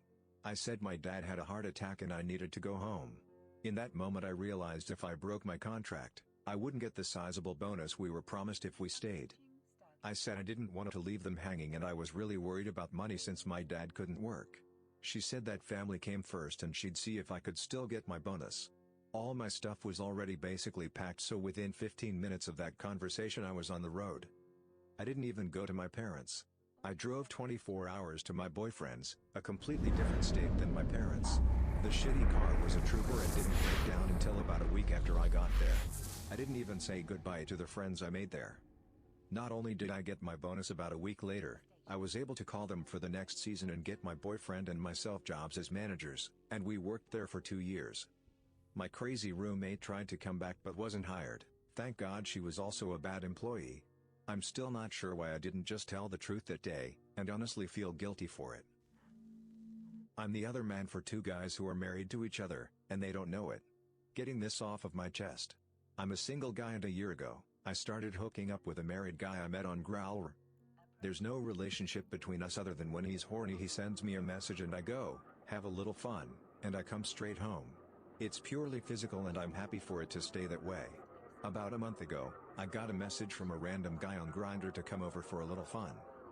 Followed his directions, and it took me straight to the married guy's house. It was his husband. I thought, F it, why not? I'd been with this guy's husband plenty of times, I'll see what this guy was like. It was fun. A lot of fun. And again, it's purely physical and I'm very happy to keep it that way. So for the last month, I've been hooking up with both guys who are married to each other, and they don't know it. I know I'm a genital for hooking up with married men, and for knowing that they're both cheating on each other and they've no idea, but I have no intention of saying it to either of them because I don't want it to stop. I despise most people. I am trying to be as good as possible. Always better than I was yesterday. I eat healthy, keep fit, am in excellent shape. I haven't needed a doctor in 20 years. I never received any social benefits in my whole life, even though I could have. I educate myself regularly, I have an excellent income, my own company that runs well, hard work, think 70 hours per week, 365 days. I come from a poor family, had nobody to help me and worked my way up all by myself. I go out of my way to help sometimes random strangers but especially my friends. I jump on a plane no questions asked. I volunteer in animal shelters and feed and care for stray dogs and cats. I keep to myself in public, try to be quiet and respectful towards everybody. Now what do I get for this? Less than nothing because A. My taxes pay for the idiocy of other people who eat and live unhealthy and become sick because of that, which ruin the healthcare system, so if I ever need proper help I'll suffer under an exhausted healthcare system. B. People behave horribly. Most of them are egocentric and highly inconsiderate, neighbors being loud till 1 to 2 a.m. because it's the holidays. C. Society supports idiots. I have to support other weak people with my work and my health. We really need a new plague. Because I wish them all suffering and pain. All those ungrateful idiots really do not deserve society's support. Me and a friend went dumpster diving and I was incredibly shocked at what could have been donated to homeless people just thrown in the garage bin. We got at least 50 bananas, we could have gotten more but didn't have the room. We got strawberries and blueberries, a bunch of 0% beer in glass.